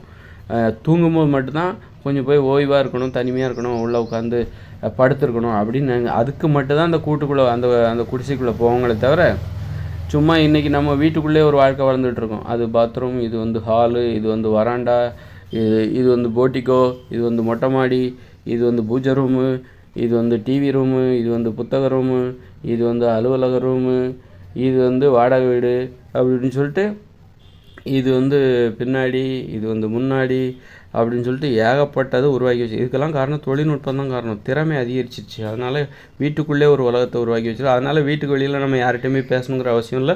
வீட்டுக்கு வெளியில் போகிறதுக்கே நமக்கு இன்றைக்கி சங்கடமாக இருக்குது. வீட்டுக்குள்ளே அற்புதமாக ஒரு வாழ்க்கை வாழ்ந்துட்டுருக்கும். வீட்டுக்குள்ளேயே நீச்சல் குளம். அப்படி ஆகி போகுது. ஆக வந்து இந்த ஏற்றத்தாழ்வுகள் காரணம் என்ன அப்படின்னா திறமை அதிகரிக்குது. திறமையை அதிகப்படுத்துவதற்கு உங்களுக்கு வாய்ப்பு இருக்குது. அதுக்கு வந்து ஊக்கம் கொடுக்கறது தான் இந்த பணம் என்னும் நடைமுறை தான் நீங்கள் உங்கள் திறமையை வளர்த்துக்கிறதுக்கான ஒரு ஊக்கத்தை அது கொடுக்குது, நிர்பந்தத்தை கொடுக்குது. அதனால் ஒருத்தர் ஏன் வந்து அதையே தொழிலாக செய்கிறாரு, அதை விற்றா அவருக்கு பணம் கிடைக்கும். பணம் கிடச்சுன்னா அவரோட மற்ற தேவைகளை பணம் கொடுத்தே வாங்கிக்க முடியும். ஏன் சட்டி பானை செய்கிறதையே ஒரு தொழிலாக வச்சுக்காருன்னா அதை விற்றாக்கா அவர் நல்லா தினமும் அந்த வேலையை செய்கிறாரு, நல்லா சூப்பராக செய்கிறாரு. அதை விற்றாக்கா அவருக்கு மக்கள்கிட்ட வந்து பணம் கிடைக்கும். அந்த பணத்தை வச்சுக்கிட்டு அவருக்கு தேவையான பல்வேறு தேவைகளை வாங்கிடுவார், விலை கொடுத்து வாங்கிடுவார். இந்த மாதிரியான திறமைகள் அதிகரிக்கும் போது ஏற்றத்தாழ்வுகள் அதிகரிக்குது. இதோட அடிப்படையை பார்த்திங்கன்னா கடைசி நான் என்ன சொன்னேன், புத்தகம் படிக்கிறதுனால தான் ஏற்றத்தாழ்வு வந்ததாக சொன்னேன். இப்போ என்ன சொல்கிறேன்னாக்கா திறமைகள் அதிகரிக்குது, அதனால தான் ஏற்றத்தாழ்வுகளே வருது. எந்த ஒரு தொழிலையும் நீங்கள் வந்து எப்படி ஒரு மனிதர் எப்படி இருக்கணும்னாக்கா பன்முகத்தன்மை கொண்டவராக இருக்கணும். நீங்கள் ஒரு விஞ்ஞானியாக இருக்கணும், நீங்கள் ஒரு மருத்துவராக இருக்கணும். உங்களுக்கு தேவையான மருத்துவத்தை நீங்களே செஞ்சுக்கணும். உங்களுக்கு தேவையான விஞ்ஞான அறிவை நீங்கள் பார்த்துக்கணும். விஞ்ஞான அறிவுங்கிறது என்னது? இன்றைக்கி மழை வருமா வராதா? இன்றைக்கி ஒரே புழுக்கமாக இருக்குது, கண்டிப்பாக இன்றைக்கி சாயந்தரம் மழை வரும். இதுதான் விஞ்ஞான அறிவு. இன்றைக்கி பௌர்ணமி, இன்றைக்கி அமாவாசை, இதுதான் விஞ்ஞான அறிவு. மே மாதம் வந்து வெயில் கொளுத்தோம், அக்னி நட்சத்திரம் ஆரம்பிச்சிருச்சு, அக்னி வெயில் ஆட்டம் போடுது. அப்புறம் வந்து இந்த மாதத்தில் இதை விளைய வைக்கணும், இந்த மாதம் மழை வரும், இந்த மாதம் தூறல் வரும், இந்த மாதம் மார்கழி ஆரம்பிச்சிச்சு, குளிரும். இதுதான் விஞ்ஞான அறிவு. மற்றபடி அது புளூட்டோவா, அதில் வந்து வேறு இதுவா, 9 கோளா 10 கோளா, அண்ட வெளியா ஆகாச வெளியா, அதெல்லாம் தேவையில்லை. வாழ்க்கைக்கு தேவையான விஞ்ஞானம் இதுதான். இன்றைக்கி மழை வருமா வராதா, இன்றைக்கி பௌர்ணமி, இன்றைக்கி ஒரே புயல் காற்றடிக்குது, நம்மளை பாதுகாத்துக்கிறதுக்கு தான் அந்த விஞ்ஞான அறிவு. அப்படிங்கும்போது அப்போ ஏன் இன்றைக்கி வந்து விஞ்ஞான அறிவுன்னு சொல்லிட்டு ஏன் அண்டவெளிக்கு பணத்தை சம்பாதிக்கிறது தான். பணங்கிறது ஒரு பாதுகாப்பு. அதுவும் அப்போ அதுக்கு ஆக பணத்தின் மூலமாக நம்மளை பாதுகாத்துக்கிறோம். அந்த பாதுகாப்புக்காக நம்ம வந்து விஞ்ஞான அறிவை நம்ம விரிவுபடுத்தியிருக்கோம், கொஞ்சம் விரிவுபடுத்தி வச்சுருக்கோம். தேவையில்லாத விஷயங்களெல்லாம் செஞ்சு அதன் மூலம் ஒரு பாதுகாப்பு பணம் சம்பாதிச்சு அதன் மூலம் நம்ம பண்ணிகிட்ருக்கோம். ஆக வந்து படிப்பு தான் நமக்கு இந்த ஏற்றத்தாழ்வுகளை ஏற்படுத்துது. அதாவது உயர்ந்தவன் தாழ்ந்தவன், படித்தவன் படிக்காதவன். நல்லா படித்தவங்க நிறைய சம்பாதிப்பாங்க, பொருளாதாரத்தில் உயர்ந்துடும். பொருளாதார ஏற்றத்தாழ்வுகளுக்கு தவிர்க்கவே முடியாது. பொருளாதாரத்தில் ஏற்றத்தாழ்வுகள் இங்கே தவிர்க்கவே முடியாது. ஏன்னா இங்கே எல்லாருமே தேவைப்படும். ஒரு மருத்துவமனைக்கு மருத்துவரும் தேவை, செவிலியரும் தேவை, துப்புரவு பணியாளரும் தேவை. ஒரு பள்ளிக்கு தலைமை ஆசிரியர் தேவை, கிளர்க்கு தேவை, பியூன் தேவை, வாட்ச்மேன் தேவை, எல்லாருமே தேவை. அதெல்லாம் சேர்ந்து தான் ஒரு பள்ளிக்கூடம். ஒரு நிறுவனத்திற்கு மேலாளர் தேவை, மேனேஜர் தேவை, தொழிலாளி தேவை, கடைநிலை தொழிலாளி, எல்லாமே தேவை. எல்லாம் சேர்ந்தது தான் ஒரு தொழிலாளி. எல்லோரும் மேனேஜராக இருக்க முடியாது, எல்லோரும் தலைமை ஆசிரியராக இருக்க முடியாது, எல்லோரும் டாக்டராக இருக்க முடியாது, எல்லோரும் துப்புரவு பணியாளராக இருக்க முடியாது. அதனால் இங்கே ஏற்றத்தாழ்வுகள் இங்கே கண்டிப்பாக தேவை. அப்படி இருக்கும்போது ஏற்றத்தாழ்வுகளை உருவாக்குறது, ஏற்றத்தாழ்வுங்கிறது அவர் விருப்பமாக இருக்குது. நான் இந்த டாக்டராங்கிறது என்னுடைய விருப்பம். அதில் தான் இங்கே ஒரு நியாயம் இருக்குது. நீ டாக்டராக தான் இருக்கணும், நீ வந்து துப்புரவு பணியாளர் தான் இருக்கணும்னு இங்கே யாரும் ஒன்று நிர்பந்திக்கல. ஆனால் கடந்த காலத்தில் நிர்பந்திச்சாங்க. நீ வந்து செருப்பு தான் தைக்கணும், நீ வந்து கூலி ஆட்களை தான் இருக்கணும், நீ வந்து நில உடைமையாளராக தான் இருக்கணும், நான் நில உடைமையாளராக இருப்பேன், நான் வந்து கோயிலில் மணியாட்டுவேன் அப்படின்னு சொல்லிட்டு கடந்த காலங்களில் எல்லாத்தையும் நிர்பந்திச்சாங்க. நீ அதை மீறக்கூடாது, நீ அந்த செயலை செய்கிறத நீ உன் தளபதி அப்படின்ற மாதிரி. இன்றைக்கி அப்படி கிடையாது. இன்றைக்கி உன்னுடைய தளபதியை நீ தேர்ந்தெடுக்கலாம், உன்னுடைய உயர்வையும் தாழ்வையும் நீயே தேர்ந்தெடுக்கலாம். செவிலியராக இருப்பதும் மருத்துவராக இருப்பதும் அது உனது விருப்பம் அப்படிங்கிற மாதிரி இன்றைக்கி அதுதான் சுதந்திரமாக இங்கே பார்க்கப்படுது. ஆனால் அதுவும் ஏற்றத்தாழ்வுக்கு தான் வழிவகுக்கும். நீ மருத்துவராகணும்னு விருப்பப்பட்டாலும் அது உன்னுடைய விருப்பமாக இருந்தாலும், நீ செவிலியராகணும்னு விருப்பப்பட்டாலும் அது உன்னுடைய விருப்பமாக இருந்தாலும், உன்னை யாரும் கட்டாயப்படுத்தலைனாலும் அதனால் இங்கே ஏற்றத்தாழ்வுகள் உருவாக்கப்பட்டு தான் தீரும். ஆக ஏற்றத்தாழ்வுகள் என்பது இப்போ உங்களுடைய விருப்பமாக இருக்குது. முன்னாடி அது திணிக்கப்பட்டது. கடந்த காலங்களில் ஏற்றத்தாழ்வு என்பது திணிக்கப்பட்டிருந்தது. இன்றைக்கி வந்து அது உங்களுடைய விருப்பமாக இருக்கிறது, அவ்வளோதான். அந்த வகையில் நான் இன்றைக்கி தாழ்வு நிலையில் இருந்தாலும் அது என்னுடைய விருப்பத்தால் தான் அந்த தாழ்வு நிலை. நான் உயர்வாக இருந்தாலும் அது எனது விருப்பம் தான். யாரும் என்னை வந்து கட்டாயப்படுத்தலை, நிர்பந்திக்கலை. அந்த வகையில் வந்து நம்ம நிறைய போராடுறோம், நீட்டுக்காக போராடுறோம். ஏன் போராடுறோம் அப்படின்னா, நான் வந்து தாழ்வு நிலையில் இருக்கணும் அப்படிங்கிறத அவங்க மறைமுகமாக வந்து அதற்காக நம்மளை வந்து நிர்பந்திக்கிறாங்க, கட்டாயப்படுத்துகிறாங்க. உனக்கு வந்து உன்னை படிப்பை கஷ்டப்படுத்திக்கிட்டு ஏன் தனியார் பள்ளிகளை எதிர்க்கிறாங்க? பணம் இருக்கிறவங்க தான் அப்போ உயர்ந்த நிலைக்கு போக முடியும், பணம் இருக்கிறவங்க தான் படிக்க முடியும். ஆக வந்து நீ தாழ்ந்த நிலையில் இருப்பதை கூட நாங்கள் தான் முடிவு பண்ணுவோம், நீ உயர்ந்துடக்கூடாது அப்படிங்கிறதுக்காக நம்ம மறைமுகமான வேலை செய்வோம். அப்போ எங்கே வந்து கல்வியில்லா கட்டணம் எங்கே இருக்குதோ அங்கே தான் வந்து அவரவர்கள் உயர்வையும் தாழ்வையும் அவரவர்களை தீர்மானிக்கிறார்கள் என்று பொருள். ஆக உயர்வு தாழ்வு என்பது தவிர்க்க முடியாது. உனது உயர்வையும் உனது தாழ்வையும் நீங்களே தீர்மானிச்சிக்கலாம். அதுதான் வந்து அது எங்கே அது கூட இப்போ இல்லை. கட்டணம் இல்லாமல் என்னைக்கு கல்வி கொடுக்குறாங்களோ அப்போ தான் வந்து அந்த உன்னுடைய உயர்வு தாழ்வையும் நீங்களே தீர்மானிச்சிக்க முடியும். கட்டணம் இல்லாமல் கல்வி கொடுத்தா கூட நீங்கள் வந்து ஏற்றத்தாழ்வை மீறி போக முடியாது. ஏற்றத்தாழ்வுகள் இங்கே வந்து நிர்பந்திக்கப்பட்டிருக்கு.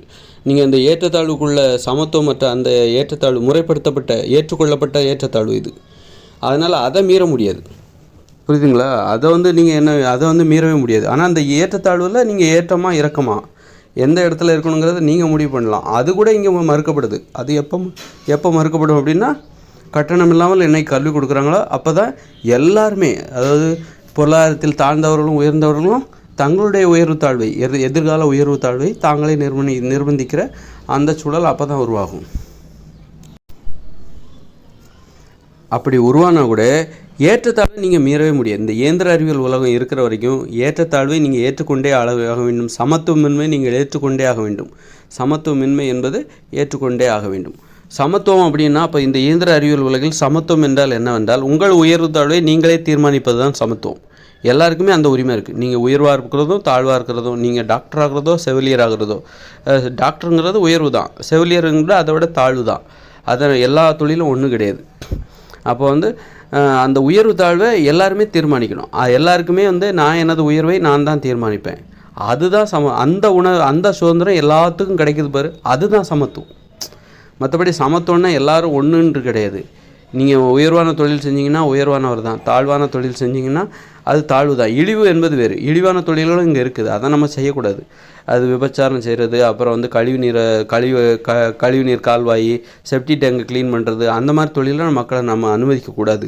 ஆக தொழிலில் உயர்வு தாழ்வு என்பது இருக்கிற உலகத்தில் தான் நம்ம வாழ்ந்துட்டுருக்கோம்.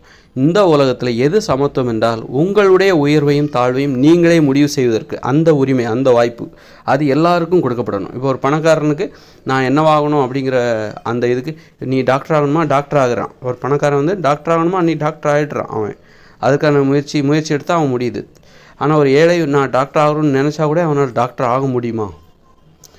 அதற்கான வாய்ப்புகள் இங்கே ஏற்படுத்தப்பட்டால் தான் முடியும். அது கட்டணம் இல்லாத கல்வி கொடுக்கப்பட்டால் தான் அவன் வந்து டாக்டர் ஆக முடியும். அதனால் வந்து ஒரு ஏழை வந்து நான் டாக்டர் ஆகணும்னு நினச்சிட்டா அவன் டாக்டர் ஆகிட முடியாது. அதுக்கு பொருளாதாரம் தேவை. அப்போ அவன் டாக்டர் ஆகணும். யார் இங்கே டாக்டர் ஆகணும்னு நினச்சாலும் டாக்டர் ஆக முடியும் அப்படிங்கிற நிலைமை வரணும். ஒரு பிச்சைக்காரன் நினச்சா கூட, ஒரு பிச்சைக்காரனோட பையன் நினச்சா கூட இங்கே டாக்டர் ஆகணும் அப்படின்னு நினச்சா அவன் டாக்டர் ஆகணும் அப்படின்னா கல்வியை கட்டணம் இல்லாமல் கொடுக்கணும். அது சமத்துவம் அப்படின்னா என்னென்னா, இங்கே உள்ள சமத்துவம் அப்படின்னா என்னன்னு நல்லா தெரிஞ்சுக்கோங்க. உங்களுடைய உயர்வு தாழ்வு இல்லாத நிலை கிடையாது. இந்த இயந்திர அறிவியல் உலகில் உங்கள் உயர்வையும் உங்கள் தாழ்வையும் நீங்களே தேர்ந்தெடுப்பது, உங்கள் விருப்பத்திற்கு உட்படுத்துவது. நீங்கள் தான் தேர்ந்தெடுத்துக்கிட்டீங்க. உங்கள்கிட்ட யாரும் திணிக்கலை, நீங்களே தேர்ந்தெடுத்துக்கிறீங்க பாருங்கள். எல்லாருக்கும் அந்த உரிமையை கொடுக்கறதுக்கு பேர் தான் சமத்துவம். நான் என்னவாகணும்னு சொல்லிட்டு நான் தேர்ந்தெடுக்கிறேன். ஆனால் அது உயர்வு தாழ்வு தான். அதில் உயர்வும் இருக்கும் தாழ்வும் இருக்கும். அது எனது விருப்பம், எனது திறமையை பொறுத்து. அதை தேர்ந்தெடுக்கிற உரிமை தான் எல்லாத்துக்கும் கொடுக்குறாங்க. பார்த்தீங்களா? எல்லாருக்கும், யாருக்கும் மறுக்கப்படலை. நீங்களே தேர்ந்தெடுத்துக்கலாம்.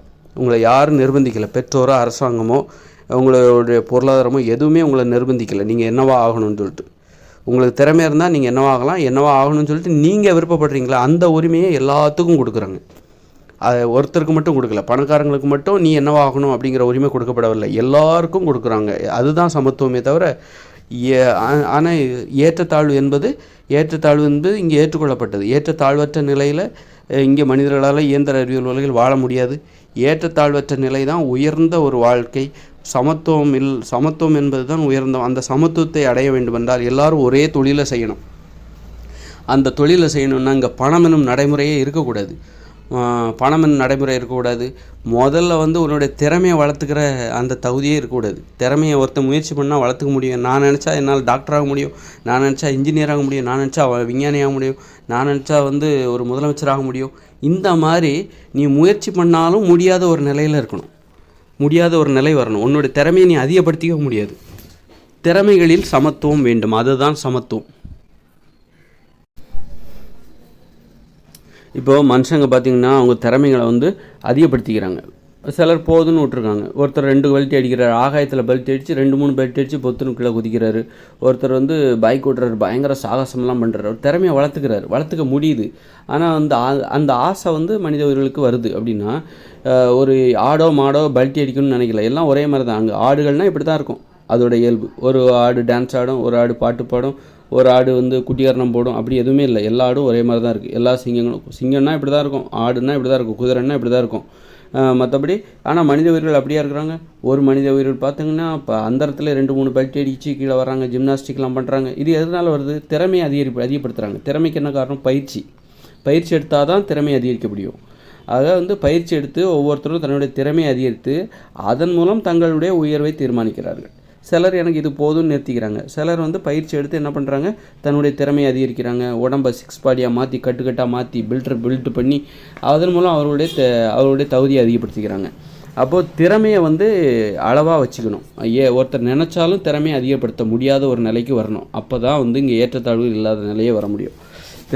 திறமையை வந்து யாரும் தன்னுடைய திறமையை அதிகரிச்சிக்கவே முடியாது. இயற்கையாக ஒருத்தருக்கு என்ன திறமை, ஒரு ஆடு மாடுகளுக்கு இயற்கையாக அவங்களுக்கு ஒரு திறமை கொடுக்கப்படுதில்ல, அந்த திறமை தான் வந்து மனித உயிர்களுக்கு இயற்கையாக ஒரு திறமை கொடுக்கப்படும். அந்த திறமையை வச்சுக்கிட்டு வாழணுமே தவிர அதை விட அதிகமான திறமையை பெற வேண்டும் அப்படிங்கிற ஆசையே மனிதர்களுக்கு வரக்கூடாது. அப்படி வந்தாலும் அவங்களால அளவுக்கு அதிகமான திறமையை பெறவே முடியாத அளவுக்கு ஒரு இயற்கையான கட்டமைப்பு வந்து நமது மூளையின் செயல்பாட்டில் தேவை.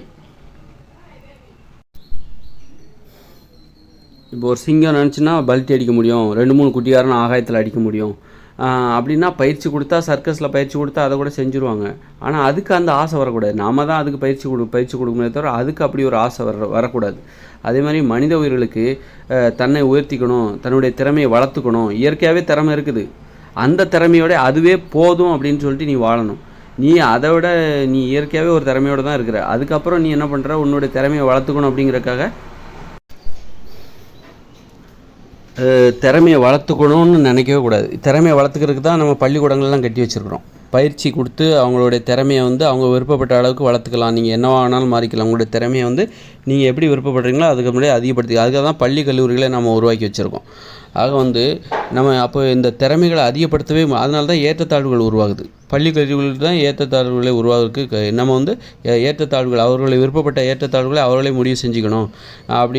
அது வந்து அப்படின்னு சொல்லிட்டு தான் நம்ம வந்து பள்ளிக்கூடங்களை உருவாக்கி புத்தகங்கள் மூலம் வந்து பாடம் கற்பித்து அதன் மூலம் அவருடைய திறமைகளை கண்டறிஞ்சு அவங்க விருப்பப்பட்ட அளவுக்கு உன்னுடைய உயர்வின் தாழ்வையை நீ உருவாக்கிக்கோ அப்படின்னு சொல்லிட்டு நம்ம வந்து பள்ளிக்கூடங்களை அப்போ வந்து பள்ளிக்கூடங்கள் கல்லூரிகளெல்லாம் திறந்து வச்சுருக்கோம். புத்தகங்கள் எல்லாம் அதுக்காக தான் உருவாக்கப்பட்டது. அப்போ இதுதான் வந்து ஏற்றத்தாழ்வுகளை இங்கே வந்து முறைப்படுத்துது. ஏற்றத்தாழ்வுகளை வந்து அவர்கள் இருப்பதை விட ஒரு முறைப்படுத்தப்பட்ட ஏற்றத்தாழ்வுகளை இங்கே உருவாக்குது. அதனால் நம்மளுடைய ஏற்றத்தாழ்வுகளுக்கு நாம தான் காரணம். நம்ம தலையில் யாரும் திணிக்கலை. அதனால் நம்ம கொஞ்சம் அதன் மூலம் ஒரு அமைதியாக வாழ்கிறோம். ஆனால் இதில் வந்து மனித உயிர்கள் திருப்தி அடையலை. மனித உயிர்களுக்கு இந்த ஏற்றத்தாழ்வுகளும் பிடிக்கலை. ஏன்னா இதன் மூலம் வந்து ஒரு உறவுமுறையில் வந்து ஒரு ஒற்றுமை ஏற்பட மாட்டேங்குது. ஒரு வீட்டுக்குள்ளேயே வந்து ஒருத்தர் வந்து மருத்துவராக இருக்கிறாருன்னா மருத்துவத்துறையில் உள்ளவங்ககிட்ட தான் அவர் அதிகமாக பேசுவார். ஒரு ஒருத்தர் மருத்துவராக இருக்கிறாரு, ஒரு அண்ணன் வந்து மருத்துவராக இருக்காரு, ஒரு தம்பி வந்து இன்ஜினியராக இருக்காரு, தங்கச்சி வந்து நர்ஸாக இருக்கிறாருன்னு வைங்க, நர்ஸாவோ அல்லது வேறு ஏதாவது ஸ்கூலில் டீச்சராக இருக்காங்கன்னு வச்சுக்கோங்க. அப்போ இவங்க 3 பேருக்குள்ளேயே நல்ல உறவுமுறை இருக்காது. சும்மா வந்து எப்படி இருக்கா, சாப்பிட்டியா, என்ன வேலை பார்க்க, எல்லாம் போயிட்டியா, இந்த மாதிரி இதோடு நிறுத்திப்பாங்க. மற்றபடி ஒரு மருத்துவத்துறையில் உள்ள ஒருத்தர்கிட்ட பேசுகிறதுக்கு தான் ரொம்ப ஆர்வமாக இருக்கும். அதே நேரத்தில் அந்த குடும்பத்தில் எல்லாருமே மருத்துவர்னு வைங்க, அவங்க இன்னும் நல்லா பேசிக்கிறதுக்கு வாய்ப்பு இருக்குது. அல்லது அவங்களுக்குள்ளே ஒற்றுமை இருக்காது. நீ பெரிய மருத்துவரா, நான் பெரிய மருத்துவரா அப்படிங்கிற ஈகோ ஆரம்பிச்சு, நீ என்ன சொல்கிறது, நீ எல்லாம் தெரிஞ்ச மாதிரி சொல்லிகிட்டு இருக்க. அதனால் இவங்க மற்றவங்கள்ட்ட பேசும்போது அடக்கி தான் பேசணும். அதனால் இந்த திறமை அதிகரிக்கும் போது என்னென்னாக்கா இந்த உறவுமுறை கெட்டு போகுது. ஒரு கிளர்க்கிட்ட வந்து ஒரு உயர் பதவியில் இருக்கிறவர் பேச மாட்டார். ஒரு வாட்ச்மேன்கிட்ட வந்து ஒரு மேனேஜர் பேச மாட்டார். வாட்ச்மேன் கூட உட்காந்து சாப்பிட மாட்டார். ஆக இந்த ஏற்றத்தாழ்வுகளுக்கெல்லாம் இந்த திறமை தான் அதிகமாகும். இந்த மாதிரி திறமை அதிகரிக்கிற இந்த வாழ்க்கை முறை இருக்குல்ல, இதுதான் காரணமாக இருக்குது. எல்லோரும் மனுஷங்க தான்.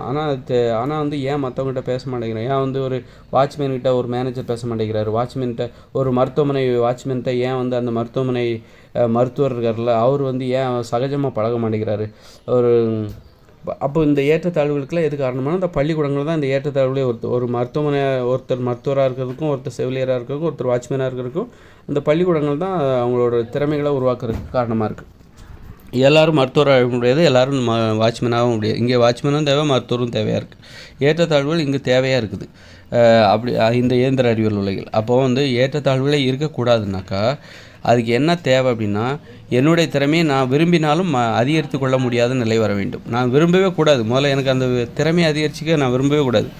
எளிமையான வாழ்க்கைங்கிறது இயற்கையாகவே நமக்கு ஒரு திறமை இருக்குது. அந்த திறமையை வச்சுட்டு நீ வாழ்ந்துட்டு போ. ஏன் மேற்கொண்டு நீ டாக்டர் ஆகணும், இன்ஜினியர் ஆகணும்னு எதுக்கு ஆசைப்படுற? இயற்கையாகவே ஒரு திறமை இல்லாமலாம் நம்ம பிறக்கிறோம். இந்த உலகத்தில் பிறக்கிறோம்ல, நம்ம என்ன திறமையே இல்லாமலாம் பிறக்கிறோம். எல்லாத்துக்கும் ஒரு திறமை இருக்குல்ல. என்ன திறமை இருக்குது? நடக்கிறோம், ஓடுறோம், பேசுகிறோம். பேசுகிறதுக்கு இங்கே யாரும் கற்றுக் கொடுக்கல. பள்ளிக்கூடத்தில் கற்றுக் கொடுத்தாங்க சின்ன குழந்தைக்கு பேசுகிறதுக்கு, நடக்கிறதுக்கும் ஓடுறதுக்கும் பள்ளிக்கூடத்தில் கற்றுக் கொடுத்தாங்க. எதுவுமே வந்து பள்ளிக்கூடத்தில் கற்றுக் கொடுக்காம ஒரு திறமை இருக்குது பார்த்தீங்களா? பள்ளிக்கூடத்தில் கற்றுக் கொடுக்காத ஒரு திறமை பிறக்கும்போதே இயல்பாக இயற்கையாகவே வருது பார்த்தீங்களா? அந்த திறமையோடய நீ வாழு, அது போதும்னு நினை. ஏன் அது போதாதுன்னு நினைக்கிற? அந்த திறமையை வச்சுக்கிட்டு நீ என்னெல்லாம் பண்ண முடியுமோ அதை நீ செய். அந்த திறமையை வச்சுக்கிட்டு உன்னால் வீடு எப்படி கட்ட முடியும்? ஏன் திறமையை அதிகப்படுத்தி ஒரு இன்ஜினியர் ஆகணும், அல்லது கொத்தனார் கையில் சித்தாளாக ஒரு 10 வருஷம் வேலை பார்த்து நான் வந்து வீடு கட்டுற திறமையை நான் அதிகப்படுத்திக்கிட்டால் தான் அதுக்கப்புறம் நான் சூப்பரான ஒரு வீடு கட்டுவேன். ஏன் அப்படி ஆசைப்படுற? இயற்கையாகவே உன்னால் ஒரு குடிசை கட்ட முடியும். அந்த திறமை உனக்கு இயற்கையாகவே இருக்குது. இயற்கையாக வீடு கட்டுற திறமை இல்லவே இல்லையா? கண்டிப்பாக இருக்குது. ஆனால் இயற்கையான திறமையோட நீ பிறந்து எந்த பயிற்சி எடுக்காமல் உனக்குள்ள ஒரு இயற்கையான திறமை இருக்கலாம். அந்த திறமையை வச்சு உன்னால் ஒரு குடிசை கட்ட முடியும். அப்படி தானே? அது போதும்னு நினச்சிக்கோ. எதுக்கு மேற்கொண்டு திறமை? அப்போது எல்லாராலையுமே குடிசை கட்ட முடியும். அப்போ அந்த திறமை தான் சமத்துவத்துக்கு வழிவகுக்கும். இயற்கையாகவே கிடைக்கிது பாருங்கள் நமக்கு ஒரு திறமை. அந்த திறமை போதும்னு நினைக்கும் போது தான் அது சமத்துவமான ஒரு வாழ்க்கை முறைக்கு உதவி செய்யும். மற்றபடி நீ வந்து இயற்கையான திறமை எனக்கு போதாது, மேற்கொண்டு எனக்கு திறமை வேண்டும், நான் எனது திறமைகளை உயர்த்தி கொள்ள நான் பயிற்சி எடுக்கப் போகிறேன், பள்ளிக்கூடம் போகிறேன், புத்தகங்களை படிக்கப் போகிறேன், கல்லூரிக்கு போகப் போகிறேன், அப்படி அங்கே போய் நான் பயிற்சி எடுத்து எனது திறமைகளை அதிகப்படுத்தி கொள்வேன். அப்படிங்கும்போது தான் இங்கே உயர்வு தாழ்வு என்பது கட்டமைக்கும். அப்படி உருவானது தான் வந்து ஏற்றத்தாழ்வு, சமத்துவமற்ற நிலை. மனித உயிர்களையே நீ வந்து உன்னுடைய தாழ்ந்தவர்கள் என்றும் இவர்கள் உயர்ந்தவர்கள் என்றும் நீ பார்க்குறதுக்கு அதான் காரணம். வாட்ச்மேன்கிட்ட ஒரு டாக்டரால் ஏன் வந்து சகஜமாக உட்காந்து சாப்பிட முடியல, பேச முடியல, நட்பு வச்சுக்க முடியல? அந்த ஏற்றத்தாழ்வுக்கு எது காரணம்? நீ இயற்கையாக கிடைக்கிற அந்த திறமையே போதாதுன்னு சொல்லிட்டு மேற்கொண்டு நீ ஆசைப்படுற பார்த்தீங்களா? அதுதான் பேராசை, அதுதான் செயற்கையான ஆசை. அப்போது இங்கே வந்து நீ ஆசைப்படக்கூடாதுன்னு சொல்லக்கூடாது. நீ வந்து மேற்கொண்டு உன்னுடைய திறமை அதிகமாகணும், நான் டாக்டர் ஆகணும், அப்படி இன்ஜினியர் ஆகணும், ஆசைப்படக்கூடாதுன்னு சொல்கிறத விட நீ ஆசைப்பட்டாலும் அங்கே நடக்கக்கூடாது. அப்படி ஒரு நிலைமை உனக்குள்ளே வரணும். உனக்குள்ளே ஒரு மாற்றம் நடக்கணும். அதாவது நீ வந்து நான் வந்து உலகத்தில் பெரிய பணக்காரன் ஆகணும், முதலமைச்சர் ஆகணும், அல்லது பெரிய நடிகர் ஆகணும், விஞ்ஞானி ஆகணும், டாக்டர் ஆகணும் அப்படி நினச்சா கூட உன்னால் முடியாதுப்பா. அந்த ஒரு நிலைமை உனக்குள்ளே இருக்கணும். மனித உயிர்கள் தன்னுடைய திறமைகளை அதிகப்படுத்தணும்னு நினச்சா கூட அவர்களால் அதிகப்படுத்தி கொள்ள முடியாது. அப்படி ஒரு நிலைமை உனக்குள்ளே வரணும். இப்போ பிற உயிரினங்கள் ஏன் வந்து ஒரே மாதிரியான வாழ்க்கை? அங்கே ஒரு குதிரை மின்னல் வேகத்துலேயும், ஒரு குதிரை மெதுவாகவும் ஓடுது. எல்லா குதிரையும் ஒரே மாதிரி தான் ஓடுது. எல்லா ஆடும் ஒரே மாதிரியான திறமைகள் தான் இருக்குது. கொஞ்சம் வித்தியாசம் இருக்கும். ஒரு திறமை கொஞ்சம் திறமை அதிகமாக இருக்கும், ஒரு திறமை கொஞ்சம் குறைவாக இருக்கும். அவ்வளோதானே தவிர ஒரு ஆடு வந்து மின்னல் வேகத்தில் ஓடலை, ஒரு ஆடு மெதுவாக ஓடவே முடியாமல் உட்காரல. எல்லா ஆடுகளுக்கும் ஒரே திறமை தான் இருக்குது. அங்கே வந்து ஒரு ஆடு மின்னல் வேகத்தில் நான் ஓடணும்னு நினச்சா கூட அந்த ஆட்டால் முடியாது. அப்படி ஒரு ஆசையே அதுக்கு வராது. அப்போ ஒரு காகம் வந்து தன்னுடைய கூட்டை பெரிய அளவில் கட்டணும், அடுக்குமாடி கூடுகளை கட்டணும், அடுக்குமாடி வீடு மாதிரி அடுக்கடுக்காக கூடுகளை கட்டணுங்கிற அந்த ஆசை காகத்துக்கு வர்றதில்லை. ஆனால் நமக்கு வருது. அப்போது அப்படி ஒரு ஆசையே வரக்கூடாது. அப்படி ஆசை வந்தாலும் அந்த கூடுகளை கட்டுக்கிற திறன் அந்த காக்காவுக்கு இருக்கக்கூடாது. அது தேவையும் இல்லை. அதனால் அந்த ஆசை அதுக்கு வராது. அதனால் நாம் அடுக்குமாடி குடியிருப்பில் கட்டுறோம்ல, அந்த திறமையே நமக்கு வரக்கூடாது. அப்படி ஒரு ஆசையே நமக்கு வரக்கூடாது. அப்படி ஒரு ஆசை வந்தாலும் அந்த திறன் நமக்கு வரக்கூடாது. திறன் இல்லைனாலே நமக்கு ஆசை வராது. ஒரு ஆசை வருதுனாலே நம்மளால் முடியும்னா தான் அந்த ஆசை வரும். நம்மளால் முடியாது அப்படின்னா நமக்கு அந்த ஆசை வராது. அப்படின்னா அப்போ இயற்கையாகவே ஒரு திறமையோடு இருக்கணும்னா அதுக்கு தான் நான் என்ன சொல்கிறேன் அப்படின்னா, இயற்கையான திறமையோடே அதுவே எனக்கு போதும், மேற்கொண்டு நீ நினச்சாலும் உன்னால் உன்னுடைய திறமையை அதிகப்படுத்த முடியாது, பயிற்சி எடுத்தாலும் நீ உன்னால் வேகமாக ஓட முடியாது, மின்னல் வேகத்தில் உசேன் போல்ட் மாதிரி எல்லாராலையும் ஓடவே முடியாது, நீ பயிற்சி எடுத்தாலும் நீ வந்து ஒரு டாக்டர் ஆக முடியாது, இன்ஜினியர் ஆக முடியாது, தலைகளனாலும் நீ ஒரு இன்ஜினியராகவோ விஞ்ஞானியாவோ ஆக முடியாது. அப்படிங்கிற நிலைமை இந்த உலகத்தில் உள்ள மனித உயிர்கள் அனைவருக்குமே வரணும். அப்படின்னா அதற்கான ஏற்பாடை தான் நான் சொன்னேன், மனித நிலையில் முழுமை அப்படின்னு நான் சொன்னேன். அதாவது எண்ணங்கள் கனவுகள் வேகமாக எப்போதும் வந்து கொண்டே இருக்கிற எண்ணங்கள் கனவுகள், இதற்கு இடையே ஒரு இடைவெளி. இது இப்போ வந்து எல்லாருமே வந்து எண்ணங்கள் கனவுகள் எல்லாமே வந்துக்கிட்டே இருக்குது அப்படி தானே. ஒரு 20 வயசுக்கு மேலேன்னு சொல்லுங்கள், அது கீழே உள்ளவங்க சின்ன வயசு பசங்களுக்கு அப்படி தான் வரும்னு சொல்ல முடியாது. அப்படியெல்லாம் வராது. அவங்களுக்கு நிறைய இடைவெளி இருக்கும். அப்புறம் ஒரு வயது வந்து முதிர்வடையும் போது பருவத்துக்கு வரும்போது அப்புறம் அந்த எண்ணங்கள் கனவுகள் எல்லாம் வந்துக்கிட்டே இருக்கும், மனசில் வந்துக்கிட்டே இருக்கும், இடைவிடாமல் வந்துக்கிட்டே இருக்கும். அதை நிறுத்தவே முடியாது உங்களால். அதை நிறுத்துறதுக்காக தான் தியானம் பண்ணுவாங்க. அப்போது வந்து அந்த எண்ணங்கள் கனவு வேகமாக வந்துட்டுருக்கலாம். அந்த அந்த இது தான் நீங்கள் திறமையை அதிகப்படுத்துறதுக்கு காரணமே. அது வந்து இடைவிடாமல் உழைச்சிக்கிட்டே இருக்குது. மனம் என்பது இடைவிடாமல் உழைக்குது. அந்த திறன் தான், அந்த இடைவிடாமல் ஓய்வெடுக்காமல் உழைத்து கொண்டே இருக்குதுல்ல, அந்த திறன் தான் நீங்கள் டாக்டர் ஆகிறதுக்கும் இன்ஜினியர் ஆகிறதுக்கும் காரணம்.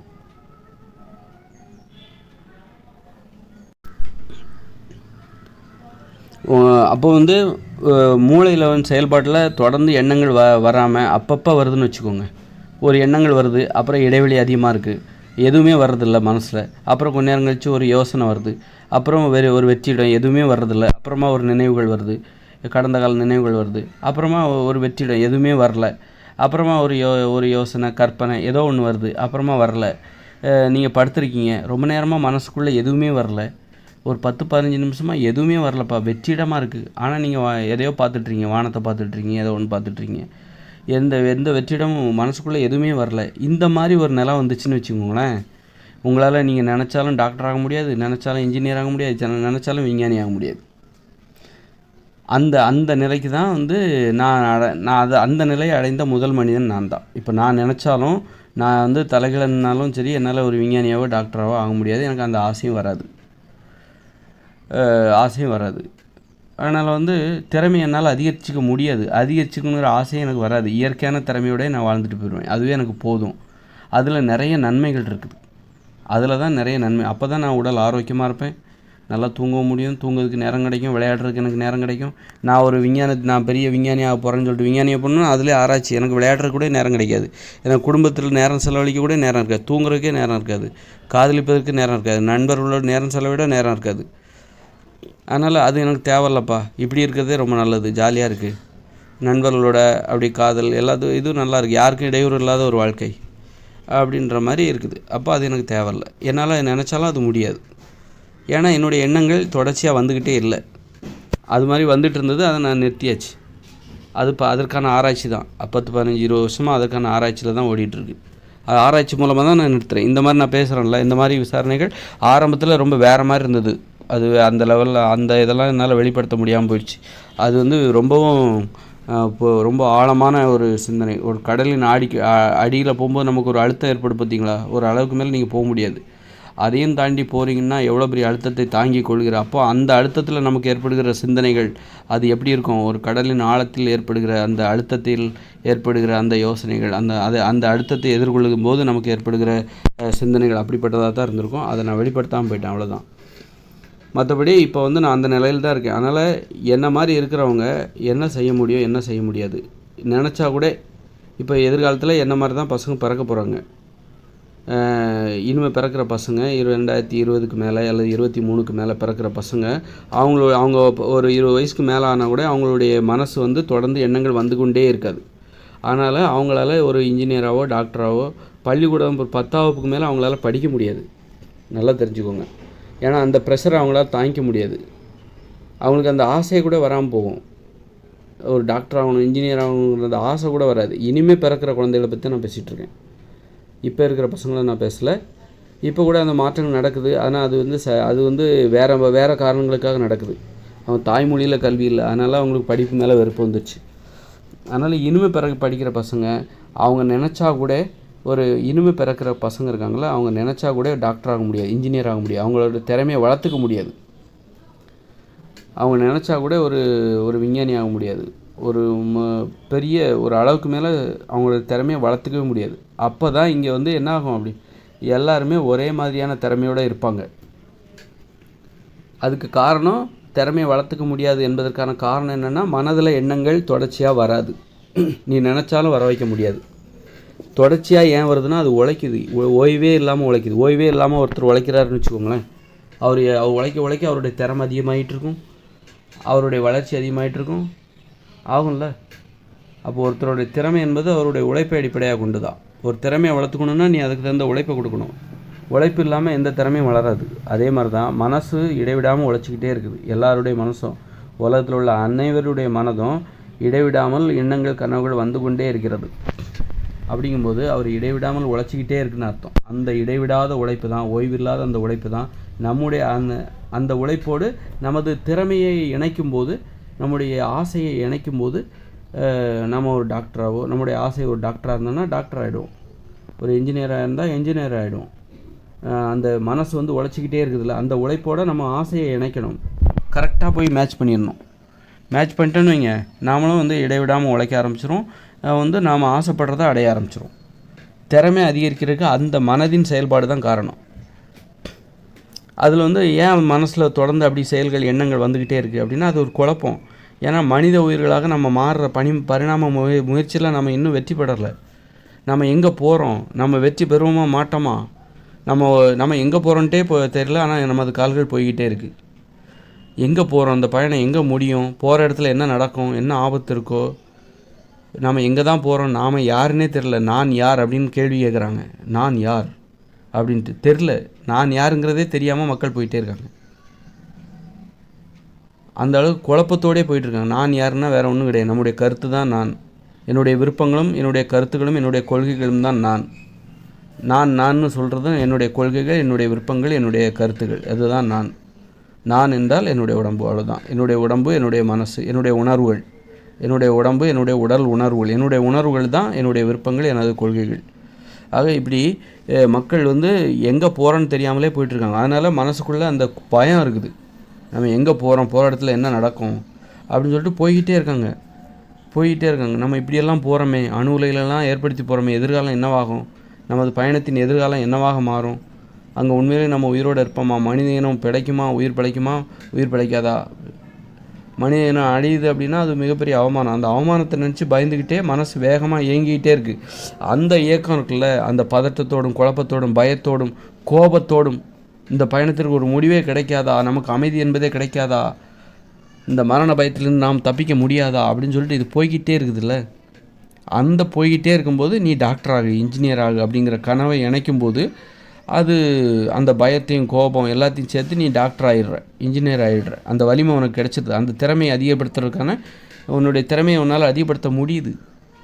இப்போது உனக்கு தெரிஞ்சு போச்சு நாம் யாருங்கிறது தெரிஞ்சு போச்சு. அப்போ அமைதி வந்துடுது. நாம் யார், நம்முடைய நோக்கம் என்ன, நாமளும் மற்ற உயிர்கள் மாதிரி தான். நாம் வந்து மனித இனம், நமக்கு மனம் எனும் நோய் ஏற்பட்டதால் தான் நாம் குரங்கு விலங்குகளாக வாழ்ந்து கொண்டிருந்த குரங்கு இனம், நமது இனத்தின் பெயர் குரங்கு. அப்போ நம்ம விலங்குகளாக வாழ்ந்து கொண்டிருந்தோம். நமக்கு மனம் எனும் நோய் ஏற்பட்டது. மனம் எனும் நோய் ஏற்பட்டதால் நமது உடலில் மாற்றங்கள் ஏற்பட்டது, நமது வாழ்க்கையில் மாற்றங்கள் ஏற்பட்டது. இந்த நிலைக்கு நமது மனம் எனும் நோய் தான் காரணம். நாம் முழுவதுமாக நிமிர்ந்து விட்டோம். நிமிர்ந்த நிலையில் நாம் எப்படி வாழ்வது, எப்படி பேசுவது, எப்படி குடும்பம் என்றால் என்ன, எல்லாவற்றையும் கண்டுபிடித்தாகிவிட்டது. இனிமேல் நாம் வாழ வேண்டியது தான் பாக்கி. அந்த உச்சக்கட்ட காலத்தில் நம்ம வாழ்ந்துட்டுருக்கோம். இப்போ நமக்கு தெரிஞ்சிச்சு நமது வாழ்க்கையின் நோக்கம் மகிழ்ச்சியாக வாழ்வது, பாதுகாப்பாக வாழ்வது. அப்படிங்கும்போது பாதுகாப்பான வாழ்க்கைக்கு நீ டாக்டராகவோ இன்ஜினியராகவோ இருக்கக்கூடாது. இன்ஜினியராகவோ டாக்டராகவோ இருந்தால் நீ பாதுகாப்பாக வாழ முடியாது. நீ படித்தா பாதுகாப்பாக வாழ முடியாது. நீ விஞ்ஞானியாவோ, நீ வந்து ஒரு மோட்டார் மெக்கானிக்கு, பெரிய தொழிற்சாலை, மோட்டார் கார் தொழிற்சாலை இதெல்லாம் நீ தயாரிக்கிற ஒரு ஆளாக இருந்தால் உன்னால் பாதுகாப்பாக வாழ, படித்தா பாதுகாப்பாக வாழ முடியாது. படித்தால் அழிவு தான். நீ உன்னுடைய திறமையை அதிகப்படுத்தினா உனக்கு அழிவு தான். நீ உன்னுடைய திறமையை அதிகப்படுத்தி நிறைய கார்களை உற்பத்தி பண்ணி நீ விடுற, அதில் ஆக்சிடெண்ட்டில் 10 லட்சம் பேர் சாகுறான். அப்போ அது பாதுகாப்பற்ற வாழ்க்கை. 10 லட்சம் பேருக்கு மேலே உடல் ஊனமடைகிறாங்க. யாரோ தானே சாகுறாங்க, நானாக சாகுறேன்னு நீ கேட்கலாம். உன் வீட்டில் உனக்கு நடந்தால் தெரியும் அந்த வழி. அப்போது நீ விஞ்ஞானி ஆகிறதோ, நீ படித்தாலே அது அழிவு தான். அப்போ நீ எப்படி உன்னுடைய திறமையை, அப்போ நீ திறமையை அதிகப்படுத்தணுங்கிற அந்த எண்ணமே தப்புங்கன்னு ஆகும்போது திறமையை அதிகப்படுத்தவே மாட்டேன். உன்னை அருவருப்பானவர்களாக தான் பார்ப்பாங்க. நீ ஒரு கொலைகாரன். உன்னுடைய திறமை நீ அதிகப்படுத்துகிற, நீ இன்ஜினியர் ஆகிற, டாக்டர் அப்படின்னா நீ ஒரு கொலைகாரன். மறைமுக கொலைகாரர்கள் நேரடியாக கொலை பண்ணிகிட்டு இருந்தாங்க போர்கள் மூலமாக. அது முடியாது, அதுக்கு வரவேற்பு இல்லை. அப்படிங்கும்போது இப்போ வேறு மாதிரி ரகசியமாக கொலை பண்ணுறாங்க. நல்லவங்க மாதிரி முகமூடி போட்டு வந்து மறைமுகமாக கொலை பண்ணுறாங்க. நீ டாக்டராகு, இன்ஜினியர் ஆகு, இதுதான் பாதுகாப்பான வாழ்க்கை அப்படின்னு சொல்கிறாங்க. நீ வந்து அப்போ வந்து என்ன ஆகுதுன்னா நிறைய இப்படிப்பட்ட வாழ்க்கை முறை. அப்போ நம்ம இன்றைக்கி காங்கிரீட் கட்டடத்திலே வசிக்கிறோம். நமக்கு வெயில், இயற்கை தட்பவெப்ப சூழ்நிலை எதிர்கொள்ள முடியல. வெறுங்காலில் செருப்பு போடாமல் நடக்க முடியல. இப்படி இந்த இயற்கையை எதிர்கொள்வதற்கு தகுதியற்றவர்களாக மாறிவிட்டோம். இயற்கையிலிருந்து நம்ம விலகி போக போக இயற்கையோடு கலந்து வாழ்கிறதுங்கிறது என்னென்னாக்கா, இயற்கையை எதிர்கொள்வதற்கான, இயற்கையோடு நீங்கள் சண்டை போடுறது, இயற்கையோடு பழகணும். இயற்கையோடு பழகாமல் வாழ்ந்துகிட்ருக்கீங்க. அப்போ தான் இயற்கையை எதிர்கொள்ள முடியும். நீங்கள் எப்படி வாழ்ந்துகிட்ருக்கீங்கன்னா, இயற்கையோடு பழகாமலே வாழ்ந்துகிட்ருக்கீங்க. இயற்கையோட பழகி வாழணும். நீங்கள் நடக்கணும், அந்த பூமி மேலே செருப்பு போடாமல் நடக்கணும். எத்தனை பேரால் நடக்க முடியும் சொல்லுங்கள்? ஒரு நூற்றுக்கணக்கான கோடி பேரால், ஒரு 300 கோடி பேருக்கு இந்த செருப்பு போடாமல் நடக்கவே முடியாது. வெறுங்காலோடு நடக்கவும் முடியாது. வெறுங்காலோடு நடப்பது என்பது இந்த இயற்கையுடன் பழகுவது என்று பொருள். இந்த வெயிலில் நனையணும், மழையில் நனையணும், பனியில் நனையணும். நீங்கள் விவசாயம் பண்ணணும். அப்படின்னா என்ன அர்த்தம்? இயற்கையுடன் பழகுகிறீர்கள் என்று அர்த்தம். நீங்கள் இயற்கையை பழக மாட்டேங்கிறீங்க, இயற்கையை ஒதுக்குறீங்க, காங்கிரீட் கட்டடத்தில் ஒளிந்து வாழ்கிறீர்கள். அப்போது உங்கள் உடம்புக்கு அந்த திறனே வராது. அதனால்தான் நோய்கள். அப்போது இந்த இன்ஜினியர் ஆகணும், டாக்டர் ஆகணுங்கிறது என்னது? நீங்கள் இயற்கையிடம் விலகுறீங்கன்னு அர்த்தம். விலகுவதற்கு தான் இந்த திறமை தேவை. டாக்டர் ஆகணும், இன்ஜினியர் ஆகணும். அப்போ தான் காங்கிரீட் கட்டடங்களை கட்ட முடியும். அப்போ தான் நீங்கள் இந்த இயற்கையிடம் விலகி வாழ முடியும். விலகி வாழ்கிறதுக்கு நமக்கு காங்கிரீட் கட்டடம் தேவை, செருப்பு தேவை, காலணி தேவை, ஷூ தேவை. இந்த இயற்கையிடம் நீங்கள் விலகி வாழணும், ஒதுங்கி வாழணும். அப்போ உங்களுக்கு காங்கிரீட் கட்டடம் தேவை. காங்கிரீட் கட்டடம் கட்ட இன்ஜினியர் தேவை. காங்கிரீட் கட்டடத்துக்குள்ளே நீங்கள் சும்மா இருக்க முடியுமா? அங்கே ஒரு டிவி தேவை. டிவி ஏன்னா நேரம் போக்கணும்ல, வெளியே வராமல் நீங்கள் உள்ளுக்குள்ளேயே இருக்கணும். அப்போ உங்களுக்கு நேரத்தை போக்கணும். ஏசி தேவை, நிம்மதியாக தூங்க ஏசி தேவை, போர்வை தேவை, அப்போது டிவி தேவை, மொபைல் ஃபோன் தேவை. உள்ளுக்குள்ளேயே நீங்கள் நேரத்தை போக்கலாம். அப்போ தான் நீங்கள் உள்ளுக்குள்ளே இருப்பீங்க. அப்போ தான் நீங்கள் இயற்கையோட பழக மாட்டீங்க இந்த பூமி. அப்போ உங்களுக்கு ஷூ தேவை. இல்லைனா நீங்கள் வெறுங்காலோடு நடப்பீங்க. வெறுங்காலோடு நடந்தால் இயற்கையோட பழக்கம் வந்துடும், உறவுமுறை ஏற்பட்டுரும். இயற்கையோட பழகிட்டிங்கன்னா இயற்கை மீது அன்பு செலுத்த ஆரம்பிச்சிருவீங்க. இயற்கையை தெரிந்து கொள்வீர்கள். ஒருத்தர்கிட்ட நம்ம பழகிறோன்னா அவங்கள பற்றி நம்ம தெரிஞ்சுப்போம். நீங்கள் பழகவே இல்லைன்னா அவங்கள நாம் எதிரின்னே நினச்சிக்கிட்டு இருப்போம். அப்போ இயற்கையோட பழகும்போது தான் இயற்கை நமக்கு நல்லது தான் செய்யும், நமக்கு தீங்கு செய்யாது. நீங்கள் வெறுங்காலோட நடந்தால் கஷ்டமாக தான் இருக்கும். அந்த கஷ்டத்தை அனுபவிச்சா உங்களுக்கு நோய்கள் குணமாகும். கால்களில் அத்தனை புள்ளிகள் இருக்குது. கால்களில் உள்ளுறுப்புகளோடு தொடர்புடைய பகுதிகள் கால் பாதங்களில் இருக்குது. நீங்கள் வெறுங்காலம் நடக்கும்போது அது அதில் உள்ள ஒவ்வொரு பகுதியும் தூண்டப்பட்டு அதோடு தொடர்புடைய உள்ளுறுப்புகள் அதோடைய செயல்பாடு நல்ல சிறப்பாக மாறும். இப்படி நம்ம நடக்கும்போது நமக்கு நன்மை. அது நம்ம வலிக்குது, இயற்கை நமக்கு எதிரானது, நம்ம வெறுங்காலோட நடக்க முடியல, வெறுங்காலோட ஓட முடியாது, தரையில் முள் கிடக்குது, அதனால தான் நான் செருப்பு போடுறேன். இப்படி நம்ம ஏதோ ஒரு காரணம் சொல்லிவிட்டு செருப்பு போடுறோம். அப்படிதானே? இயற்கையோட பழகிறதுக்கு நம்ம மறுக்கிறோம், பயப்படுறோம், இயற்கையை பார்த்து பயப்படுறோம். அது நமக்கு தீங்கு செய்யும்னு சொல்லிட்டு நமது மூளையில் சலவை செய்யப்படுகிறது. மூளையானது நமக்கு சலவை செய்யப்படுகிறது.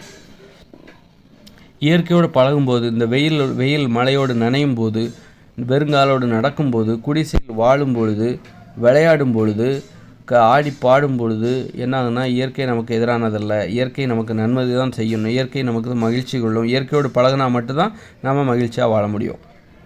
இயற்கையோடு பழகாமலேயே நாம் மகிழ்ச்சியாக வாழ்ந்துடலான்னு மக்கள் கற்பனை பண்ணுறாங்க. இந்த வெயில் எதுவுமே தேவையில்லை, வெறுங்காலோட நான் நடக்க மாட்டேன், உடல் உழைக்க மாட்டேன், இயற்கையோடு நான் பழகவே மாட்டேன், இயற்கையை எதிர்கொள்ளவே மாட்டேன், இயற்கையிலிருந்து நான் எப்பொழுதும் ஒரு கவசத்தை அணிந்து கொள்வேன், இயற்கையிலிருந்து நான் எப்பொழுதும் என்னை நான் ஒழித்து கொள்வேன். ஆடைகள் மூலமாகவும், காங்கிரீட் கட்டடங்கள் மூலமாகவும், வாகனங்கள், 4 சக்கர வாகனங்கள், அதற்குள் நான் காரை திறந்து உள்ளே போய் உட்கார்ந்து கொள்வேன், ஏசியை ஆன் பண்ணி விடுவேன்.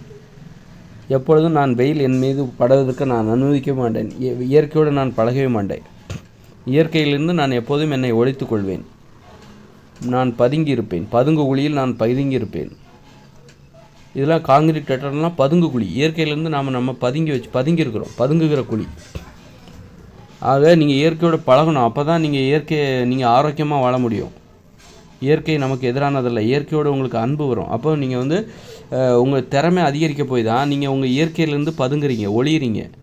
இயற்கையிலேருந்து நீங்கள் உங்களை ஒழித்து கொள்ள வேண்டுமென்றால் உங்களுக்கு திறமை தேவை. அந்த திறமையை வளர்த்துக்கிறக்காக தான் நான் இன்ஜினியர் ஆகிறேன், டாக்டர் ஆகிறேன். அந்த திறமையை வளர்த்துக்கிறக்காக தான் பள்ளிக்கூடங்கள்லாம் கட்டப்பட்டிருக்கு, கல்லூரிகள்லாம் கட்டப்பட்டிருக்கு. அந்த திறமையை வளர்த்துக்கிறக்காக தான் பள்ளி கல்லூரிகள் கட்டப்பட்டிருக்கிறது.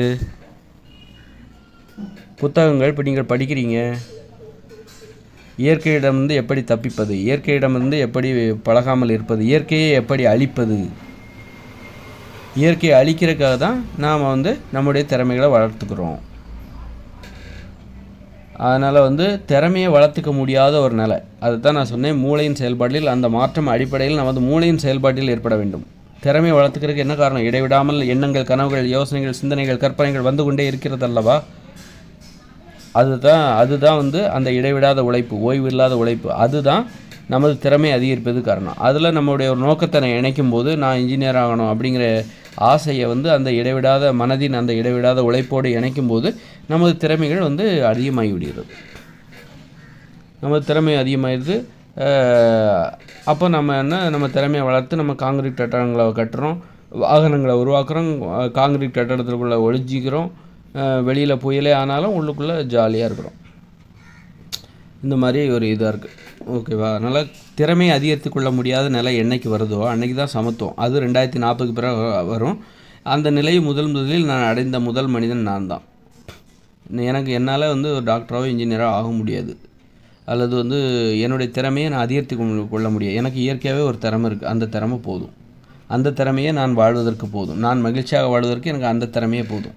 நான் அந்த திறமையோடு இருந்தால் தான் மற்றவங்கள நான் இடையூறு செய்ய மாட்டேன். எனக்கு திறமை அதிகரிச்சிச்சுன்னு வச்சுக்கோங்களேன், நான் மற்றவங்களை அடிமைப்படுத்திடுவேன். ஏன் திறமையை அதிகப்படுத்துகிறாங்க அப்படின்னா, மற்றவர்களை அடிமைப்படுத்தினால்தான் மற்றவர்களை அடிமைப்படுத்துவதற்கு உங்கள் திறமையை நீங்கள் அதிகப்படுத்தணும். எதுக்காக இன்ஜினியர் ஆகிறீங்க? மற்றவங்களை அடிமைப்படுத்தணும். மற்றவங்களை அடிமைப்படுத்தினா தான் இந்த காங்கிரீட் கட்டடங்களை கட்ட முடியும். நீங்கள் ஒருத்தரே உங்களால் ஒரு குடிசை தான் கட்ட முடியுமே தவிர காங்கிரீட் கட்டடத்தை கட்ட முடியாது. ஒரு காரை வந்து வடிவமைக்கணும், உருவாக்கணும் அப்படின்னா நீங்கள் மற்றவங்களை அடிமைப்படுத்தணும். அதுக்கு தான் நீங்கள் படிக்கிறீங்க, மற்றவங்களை அடிமைப்படுத்துறதுக்காக தான். அப்போ அளவுக்கு அதிகமான திறமை ஏன் தேவைப்படுதுன்னா, மற்றவங்களை அடிமைப்படுத்துகிறதற்கு உங்களுக்கு திறமை தேவைப்படுது. நீங்கள் வந்து வெறுமனே வந்து வெறுமனே நீங்கள் படிக்கலை, மற்றவங்களை எப்படி வேலை வாங்கணும் அப்படிங்கிறதையும் தான் படிக்கிறீங்க. அதுதான் அனுபவம். உங்களுக்கு கீழே உள்ளவங்கள நீங்கள் எப்படி வேலை வாங்குறீங்க, அடிமைப்படுத்துகிறீங்க, அடிமைப்படுத்தி எப்படி பெரிய விஷயங்களை சாதிக்கிறீங்க. ஒருத்தர் வந்து சினிமா திரைப்படம் எடுக்கிறாருன்னா, ஒரு சூப்பரான ஒரு படம், பிரம்மாண்டமான ஒரு படம் எடுக்கிறார் அப்படின்னா, அவர் கீழே ஒரு 100 பேர் அவர் வேலை வாங்கணும். அதுதான் அவருடைய ஆளுமை, அதுதான் அவருடைய திறமை.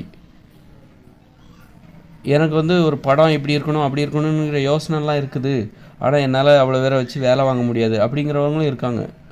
அது மனசுக்கு. ஆனால் அது ஒரு திறமை இருக்கணும். அவருடைய ஆசைகளுக்கு அந்த ஆசைகளை நடைமுறைப்படுத்த திறமை அதிகமாக இருக்கணும். ஆக வந்து திறமைங்கிறது என்னென்னாக்கா, ஒரு வீடு கட்டுறது எப்படி 4 பேரை வச்சு வேலை வாங்குறது, அப்போ தான் அந்த வீடே கட்ட முடியும். அப்போ அடிமைப்படுத்துறது தான் திறமை. அடிமைப்படுத்தணுங்கிற அந்த எண்ணம் இருக்குல்ல, அது ஏன் வருதுன்னா, அளவுக்கு அதிகமாக திறமையை வளர்த்துக்கிட்டால் அடிமைப்படுத்தணுங்கிற எண்ணம் வந்துடும். அளவுக்கு அதிகமாக திறமை உள்ள எல்லாருமே சர்வாதிகாரிகள் தான். ஆக நீங்கள் வந்து எப்போ மற்றவங்களை அடிமைப்படுத்த மாட்டீங்க அப்படின்னா, உங்களுடைய திறமை என்பது அளவோடு இருக்கணும். அளவுக்கு அதிகமாக இருந்துச்சுன்னா நீங்கள் மற்றவங்களை அடிமைப்படுத்த தான் செய்வீங்க. உங்களுடைய திறமையை நீங்கள் வெளிப்படுத்த மற்றவர்களை அடிமைப்படுத்த தான் செய்வீங்க. அப்போது இயற்கையாகவே உங்களுடைய திறமைகளை நீங்கள் வளர்த்துக்க முடியாத ஒரு நிலை உங்களது மூளையின் செயல்பாடுகளில் இருந்தால் மட்டுமே நீங்கள் பிறரை அடிமைப்படுத்த மாட்டீர்கள், பிறரை இடையூறு செய்ய மாட்டீர்கள். பிறரை இடையூறு செய்வது என்றால் என்ன? அதன் பொருள் என்னவென்றால் பிறரை அடிமைப்படுத்துவது. பிறரை அடிமைப்படுத்துவது தான் பிறரை இடையூறு செய்வது என்று பொருள். அதனால் பிறரை அடிமைப்படுத்தக்கூடாது அப்படின்னா உங்கள் திறமையை நீங்கள் வளர்த்துக்கூடாது. உங்கள் திறமை இயற்கையாகவே ஒரு திறமை இருக்கும், அந்த திறமையோடே இருங்க, அதுவே போதுன்ட்டு இருங்க. அதுக்கு மீறி நீங்கள் வளர்த்துக்காதீங்க. அப்போ வளர்த்துக்காதீங்கன்னு சொல்லிகிட்டே இருக்க முடியுமா? சொல்ல முடியுமா? இயற்கையாகவே உனக்கு அது இருக்கணும். உன்னால் முடியாது, உன்னால் வளர்த்துக்க முடியாது அப்படிங்கிற ஒரு நிலையை வந்து உனக்கு இயற்கையாகவே உன் மூளையின் செயல்பாட்டில் இருக்கணும். அப்போ தான் உன்னால் வந்து நீ பேசாமல் இருப்ப. உன்னால் முடியும்னா நீ அதை செஞ்சுருவ. அதனால் இன்றைக்கி மனிதர்களால் இதெல்லாம் செய்ய முடியுது, அதனால் செய்கிறாங்க. அப்போ நாளைக்கு நடக்கிற அந்த மாற்றம் இருக்குல்ல, 2040 பிறகு ஒரு மாற்றம் நடக்குதுல்ல, அந்த மாற்றத்துக்கு என்ன காரணம்னா அது அவங்களால செய்ய முடியாது. அவங்க நினச்சாலும் அதை செய்ய முடியாது, மற்றவங்களை அடிமைப்படுத்த முடியாது. மனித நிலையில் முழுமையடைந்து விட்டால் நீங்கள் மற்றவர்களை அடிமைப்படுத்த மாட்டீர்கள். நீங்கள் ஒரு உதவியை கேட்கணுன்னா அதிகாரத்தை காட்டி, அச்சுறுத்தலை காட்டி மற்றவங்களை அடிமைப்படுத்த முடியாது. அன்பை சொல்லி தான் உதவி கேட்க முடியும். அந்த நிலைக்கு வந்துடுவீங்க. மற்றவங்ககிட்டருந்து ஒரு உதவி வேணும்னா நீங்கள் அவங்கள அன்பு செஞ்சால் மட்டும்தான், உங்கள்கிட்ட அவங்க மேலே அன்பு இருந்தால் மட்டும்தான் அவங்க உங்களுக்கு உதவி செய்வாங்க. நீங்களும் மற்றவங்க உங்கள் மேலே அன்பு செலுத்தினா மட்டும்தான் அவங்களுக்கு உதவி செய்வீங்க. உதவி என்பது வேறு, அடிமைத்தனம் என்பது வேறு. தொழில் என்பது, இன்றைக்கி ஒருத்தர் நீங்கள் வேலை வாங்குறீங்கன்னா அது அடிமைத்தனம். நீங்கள் உங்களை வந்து மற்றவர் வேலை வாங்குறாங்க அப்படின்னா அதுவும் அடிமைத்தனம். தொழிலில் வந்து நீங்கள் தனித்து தான் இயங்கணும். நீங்கள் மற்றவங்கள சேர்த்துட்டீங்க, கூட்டு சேர்த்துட்டிங்கன்னா அது அடிமைத்தனமாக மாறிடும். தொழில் வந்து தனித்தனியாக வேலை செய்யணும். தொழில் என்ன, பிற உயிர்களும் தொழில் செய்யுது. உணவை தேடுவது தான் பிற உயிர்களுக்கான தொழில். ஆடு மாடு புல் மேயுது, இலை தழைகளை மேயுது அப்படின்னா அது தனியாக தானே மேயுது. நீ அங்கே போய் புல் மேய், நீ இங்கே போய் புல் மேயின்னு ஒரு மாட ஆட மேயுதா, வேலை வாங்குதா என்ன? அதுக்கு தேவையான உணவை அது சாப்பிடுது. தொழில்னால் அதுதான். அவங்கவுங்களுக்கு தேவையான உணவை, சுயநலம் நிரம்பியது, அவங்கவுங்களுக்கு தேவையான உணவை தேடுவதற்கு பேர் தான் தொழில். அப்படிங்கும்போது அதற்கு எதுக்கு நம்ம மற்றவங்களை அடிமைப்படுத்தணும்? தொழிலில் தனித்து தான் வேலை பார்க்கணும், தனித்தனியாக வேலை பார்க்கணும். அதுக்கு தான் நான் சொன்னேன், 8 வயசுக்கு மேலே 2 ஏக்கர் நிலம் இயற்கையோடு இணைந்த மனித வாழ்க்கையில் கொடுத்துடணும். தனித்தனியாக வேலை பார்க்கணும். வேலை செய்யும்போது மற்றவங்கள பார்க்கக்கூடாது, பேசக்கூடாது, தொடக்கூடாது, பகிர்ந்து உண்ணக்கூடாது. இதெல்லாம் உறவுமுறைக்கான அடையாளம். பகிர்வது, உடலை தொடுவது, பிறரிடம் பேசுவது, பிறரை பார்ப்பது கூட உறவுமுறைக்கான அறிகுறிகள். உறவுமுறையே அங்கே கூடாது. தொழிலில் சுயநலம்தான், அங்கே உறவுமுறையே கிடையாது, அன்பு பாசம் எதுவுமே கிடையாது. ஒரு துறவியாக வேலை பார்க்கணும், ஒரு துறவு மனப்பான்மையோடு வேலை செய்யணும். ஆணோ பெண்ணோ நீங்கள் தொழில் செய்கிற போயிட்டீங்கன்னா நீங்கள் துறவி தான், முற்றும் திறந்த துறவியாக வேலை செய்யணும். எதற்கும் ஆசைப்படக்கூடாது, முற்றும் திறந்த துறவி. அப்போ உங்களுக்கு பசியோடு வேலை பார்க்கணும், நல்லா சாப்பிட்டு வேலை பார்க்கக்கூடாது. சாப்பிட்டிங்கன்னா உங்களுக்கு உறவுமுறை ஏற்பட்டுரும், ஒரு உறவுமுறை தேடல் ஏற்பட்டுரும், பொழுதுபோக்க வேண்டும் என்கிற ஆசை வந்துடும். பசியோடு ஒரு உணவு நீங்கள் தான் சாப்பிட்டீங்களா, அப்புறம் எதுக்கு உணவு தேட போகிறீங்க? ஒரு ஆடு மாடு மேயணுன்னா அது பசியோடு போனால் தான் அது புல் மேயும். நல்லா சாப்பிட்டுச்சுன்னா உட்காந்து படுத்து அசை போட ஆரம்பிச்சிடும், ஜாலியாக விளையாட ஆரம்பிச்சிடும், படுத்து தூங்க ஆரம்பிச்சிடும். ஆக சமத்துவம் என்பது, இயற்கையான சமத்துவம் என்பது என்னென்னாக்கா, எல்லாருக்கும் ஒரே மாதிரியான திறமை இருக்கணும், கொஞ்சம் முன்ன பின்ன இருக்கணும், அவ்வளோதான். இந்த மாதிரி ஏற்றத்தாழ்வு, ஒருத்தர் விஞ்ஞானி, ஒருத்தர் பியூனு, ஒருத்தர் பெரிய இவர், ஒருத்தர் வாட்ச்மேனு, எவ்வளோ பெரிய ஏற்றத்தாழ்வு பாருங்கள். அவனும் மனுஷன்தான், இவங்களும் மனுஷன்தான். ஆனால் இதுக்கு இடையில் இவ்வளோ வேற்றுமையா? ஒரு வாட்ச்மேனால் விஞ்ஞானியை புரிஞ்சிக்கவே முடியாது, தலைகளனால் கூட புரிஞ்சிக்க முடியாது, அவருடைய செயல்பாடெல்லாம் புரிஞ்சிக்கவே முடியாது. நம்ம போடுற இந்த ட்ரெஸ் இருக்க, அது எப்படி நெய்யப்படுகிறது, யாராச்சும் அந்த துறையில் இல்லாதவங்களால் கற்பனை கூட செஞ்சு பார்க்க முடியாது. அந்த அளவுக்கு நுட்பம் நிறைந்ததாக இருக்குது. அந்த மாதிரி ஒருத்தரோட செயல்பாடு இன்னொருத்தரால் புரிஞ்சிக்கவே முடியல. அவர் என்ன செய்கிறாரு, அவருடைய செயல்பாடை நம்மளால் புரிஞ்சிக்கவே முடியல. இந்த ட்ரெஸ்ஸெல்லாம் எப்படி தைக்கிறாங்க, இந்த இலைகளெல்லாம், நூல் இலைகள் எப்படி ஒன்றோடு ஒன்றாக பின்னப்படுகின்றன. ரொம்ப இந்த இரும்பு பீரோ எல்லா வீட்லேயும் தான் இருக்குது, இரும்பு பீரோ. ஆனால் அது எப்படி அது கேள்விக்குறியாக தானே இருக்குது நிறைய பேருக்கு. அந்த துறையில் உள்ளவங்களுக்கு தான் அது தெரியும். அது தெரியணுன்னா அந்த துறைக்குள்ளே போய் அதை நீங்கள் பார்க்கணும். அதில் டிஸ்கவரி சேனலில் போடும்போது பார்த்துக்கலாம்.